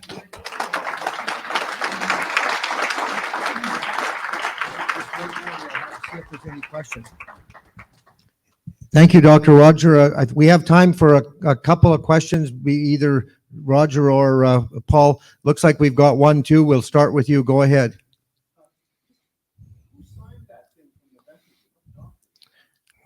The question is, who signed from the messenger? Dr. Scott McLeod, he's the new registrar of the College of Physicians and Surgeons. I want to say something. You are proposing this was complete stupidity. I propose that it was an intelligent force behind it. And I'll give you the reasons why I say that. In 2009, the WHO changed the definition of a pandemic from a worldwide serious disease with death to one which is a worldwide disease, which the common cold would fit under a pandemic. And they changed the definition of immunity to mean a vaccine. Yeah. And the person that joined that was Bill Gates. And Bill Gates, I heard him say it, there are too many people on this planet.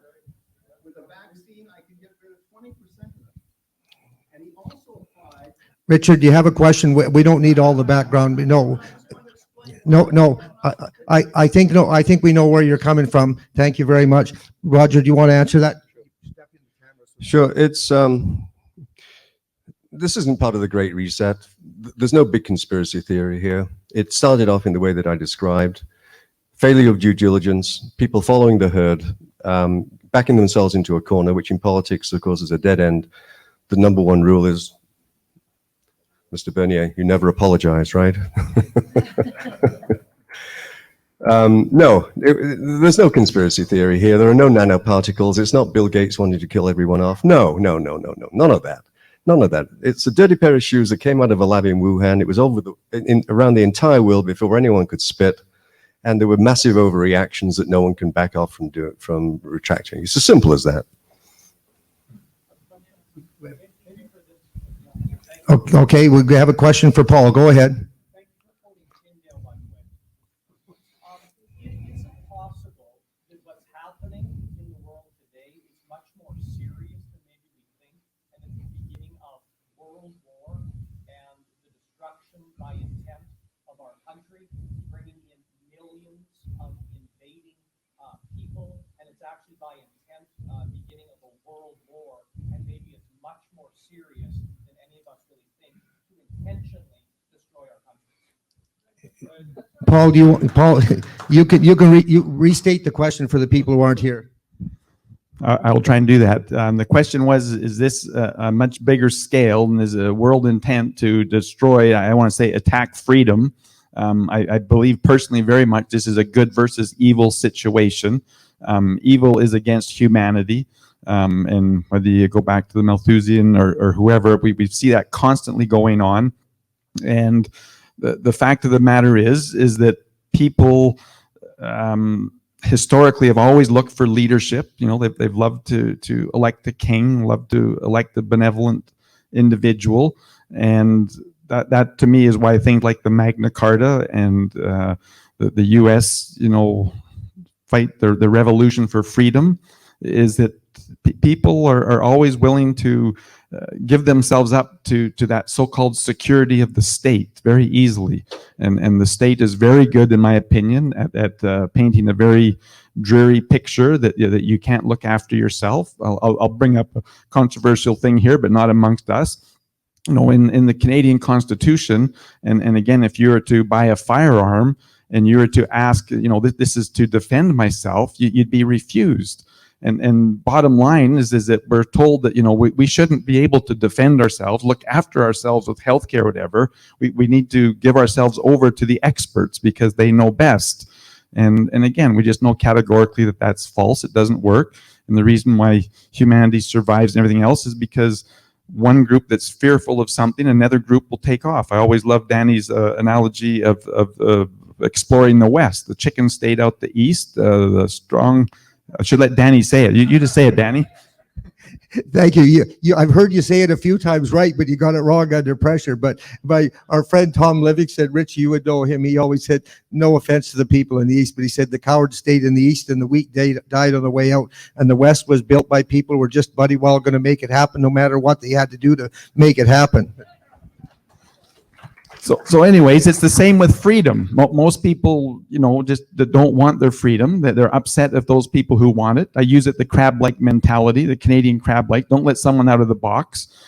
We need to hold them back and instead of help them. But you go ahead. I've been in nearly 30 countries in the last 3 years. One thing Canadians have to know is this country is under full-scale invasion, physical invasion right now. And without that being addressed, COVID, none of that matters. The country is under a full-scale invasion. He's saying the country's under full-scale invasion. Do you want to talk about immigration or what are the area? With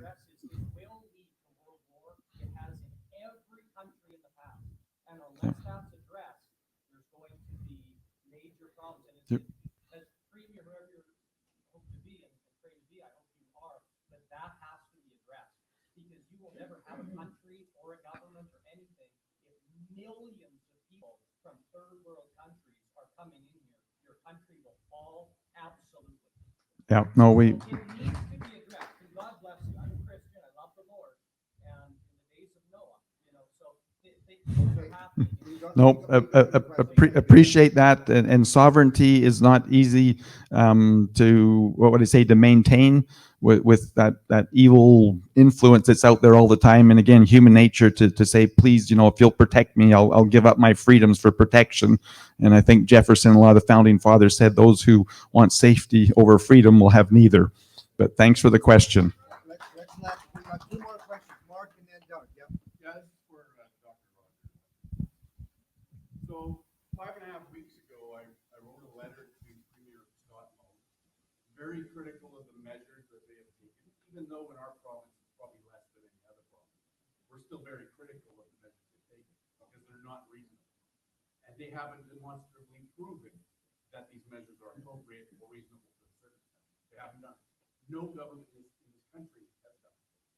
So I wrote a very scathing, critical letter, open letter to Scott Lawton. 5.5 weeks later, he responded. And there's a paragraph in here where he mentions PCR, inhalation PCR, and something else. I want to read it to you, and I'd like you to answer on behalf of everybody else.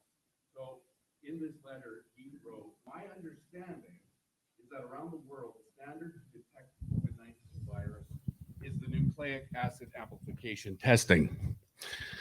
The reverse transcription polymerase chain reaction, RT-PCR test, a type of NAAT, is the most sensitive and specific test available to detect the virus. These tests are considered diagnostic, particularly for symptomatic individuals. But he goes on to say, antigen testing is also widely available in the form of rapid point of care tests, which are less sensitive but more convenient at the point of care. If an individual tests positive on an antigen test, the testing protocol in Saskatchewan requires that a PCR test then be conducted to confirm the positive result. Antigen tests can be used to rule out infection in those who are asymptomatic.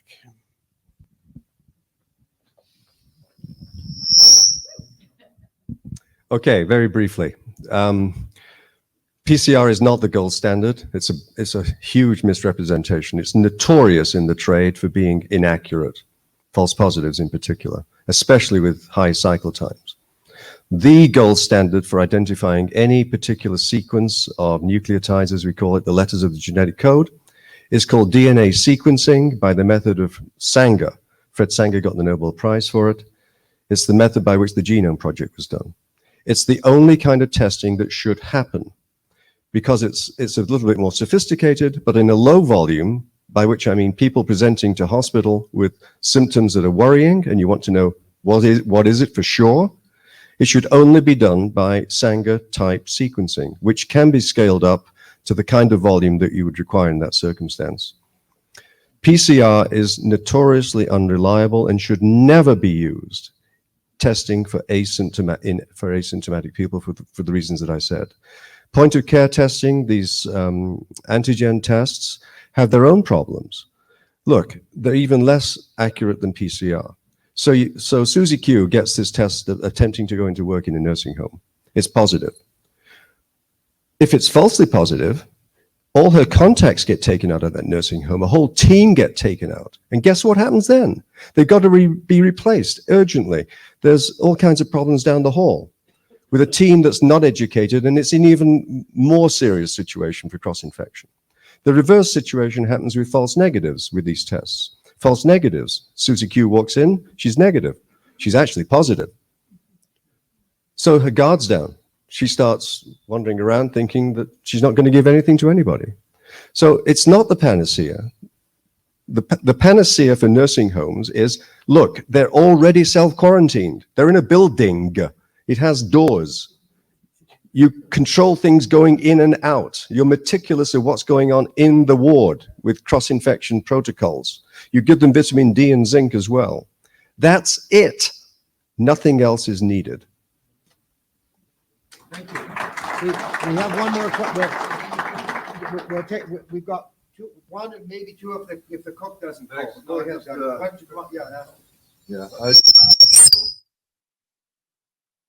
Hello. I'd like to thank the good doctor for showing the courage to stand up and speak publicly on these important issues. And I know that I know the sorts of pressure that these professional boards can exert. And there's a lot more, I think, that should stand up and do the same thing. My question is kind of quite simple. Early on in the pandemic, we had a number of these reports that I read that were pretty shady, I thought, pretty shaky, as regarding hydroxychloroquine. And more recently, there was one out of the Ford hospitals in Detroit. It was positive. It kind of fell off the radar. I'd like to know what your opinion is. Sure. Thanks. Yeah, I'm not a pathologist. I'm sorry. Let's Snopes know that. I'm not a clinician, all right? But I'm widely read on this matter. And Dennis Modray, an esteemed cardiovascular surgeon, may well know a lot more about this than I do. And Dennis, you could amplify it. But the bottom line is this. Nothing really works. Ventilators, as used in New York, actually killed more people than they saved. There's this growing place for steroids to help people with severe disease get over it in hospital. Hydroxychloroquine, although there were very strong initial reports that it was effective, there was a recent report that seemed to show that sadly it was not. That story is still not told, but that's the latest controversy with hydroxychloroquine. There seems to be more evidence for ivermectin. There's a major study going on in Oxford, England right now to try to show if it works or not. There was very powerful testimony before the Senate with Dr. Foray, I think his name was, who spoke passionately about it. Vitamin D has an enormous support in the literature. It's not being used, many people think, as widely as it should be, 5,000 international units a day. There's a ridiculous notion in Britain that it should be subject to yet another rigorous controlled trial. But excuse me, people are dying. Don't you guys get it? You know, vitamin C is totally safe. It's non-toxic. It's dirt cheap. And there's massive evidence that it works. So for God's sake, get off your high horse, you academics. There's no place right now for controlled clinical trials for things that are safe. Just let people use it, for God's sake. And maybe it'll do some good. One more question. Go ahead. Dennis, anything else? Anything to add to that? Sure, take them the mic. Doc, you strike me as a smart guy in spite of all your education. Yeah. You're pretty loud. But yeah, I don't mind. I don't mind. So I've been a paramedic for about 5 years and an emergency nurse for the last 15, and I'm in a bunch of shit right now with my college, so I'll stay off the camera. What I've seen is that the majority of healthcare has been educated out of their capacity to be able to question, and the political pressure that's caused the amount of harm that we have done. This is by far, since I've been in adult health, this is by far the best cold and flu season I've ever witnessed, right? And just the complete ridiculousness. Like, that's the problem. These are just COVID-19 and our measures. This is symptoms of a problem. How do you address that?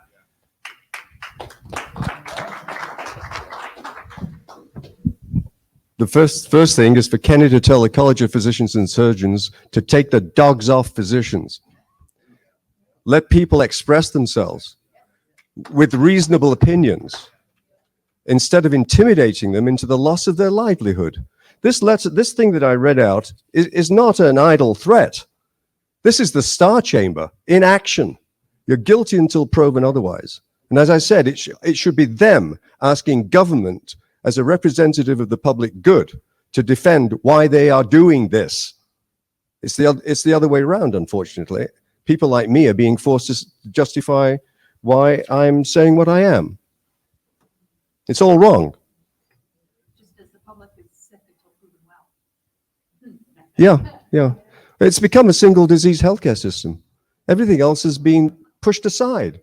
Hip joints are not being replaced. Hearts are not being transplanted. Cancer diagnoses are being delayed. Cancer treatments being delayed. Everything's being delayed. Why?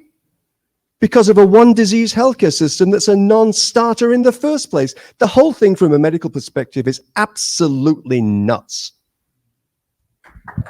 Dennis, do you want to second that? We'll bring the mic to you.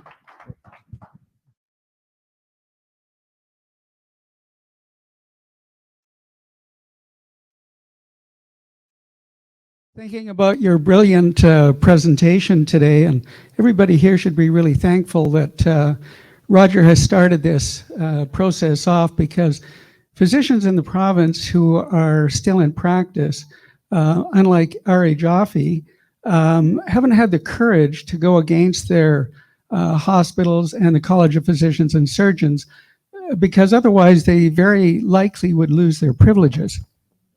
And I believe that some have already experienced that. Any case, Roger, I wanted to pose a question to you. And it's kind of a leading question, but you'll get it here right away. If we look back to a year ago, there was a lot that we didn't know then. But since then, we've learned an awful lot. A lot of the evidence against lockdown, social distancing, and masks is now out there. There's a lot more evidence, and a lot of it is single-blinded studies with respect to ivermectin and hydroxychloroquine. And for those who don't understand why it's not accepted by much of the mainstream physicians right now and media, simply has to do with it hasn't yet hit that standard of double-blind randomized control studies. But it doesn't mean that it doesn't work. So the question really is, Roger, when you think of Jason Kenney and other premiers and other leaders around the world, this evidence against lockdowns and social distancing and masks has become much more prevalent. Why do you think that Premier Kenney and other leaders are reluctant to say they made a mistake and move away from the entrenched position that they currently have? Do you think it's ego? Do you think it's cognitive dissonance? Do you think that they're just embarrassed to roll back what they've thought was the right thing to do? They now realize that it's not, but they can't risk their political capital. What do you think the reason is for that?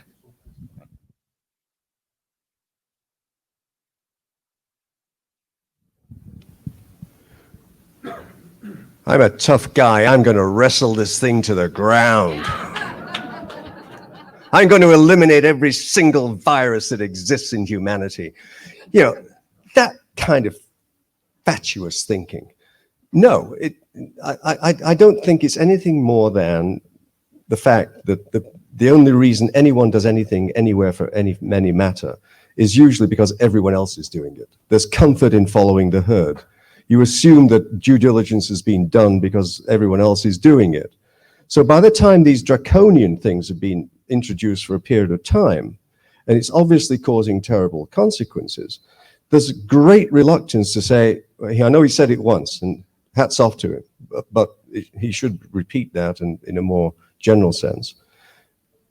Things should stop tomorrow. He needs to stand up and be brave and say that and take the kudos that will go along with it. It won't be negative, it'll be strongly positive. And his aspiration to be Prime Minister will rise in accordance with that statement. So I think it's simply backing themselves into a corner and following that golden rule in politics, Maxime, never say you're sorry. Just pass the problem. And so what's going to happen is clearly this. You know, they're going to say, we're only going to take the dogs off if you're stupid enough to get vaccinated. That's really the message that's coming across loud and clear. That's how they're going to wiggle out of this, rather than, as I'm suggesting, Premier Kenny say, do a big mea culpa. Thank you very much. Thank you very, very much. And that'll be the end of our question period. As you can see, and thank you for that question, Dennis. As you can see, they're handing out a bit of lunch. And I think, Maxime, you can tell us later if Dr. Rogers misquoting you when he says never say you're sorry. I think you said never say you're sorry when you're right, which for you means never having to say you're sorry. But nevertheless, it's sort of a fine distinction. But nevertheless, when Dr. Roger, when you were quoting Voltaire, he also said, and I thought you were going to use this quote, Voltaire said, it is dangerous to be right when the government is wrong. And that's part of what we're dealing with. But anyway, let's take, for those of you at home, thanks for bearing with us for the morning. I've had a few texts about when are we going to get Slido up and working, and we'll do that over the lunch half hour. Dr. Moore is going to be presenting at 12:30, but in the meantime, those of us here in the room are going to have a bite of lunch. You at home can have your lunch, and we'll get back to work at 12:30. Thank you very much.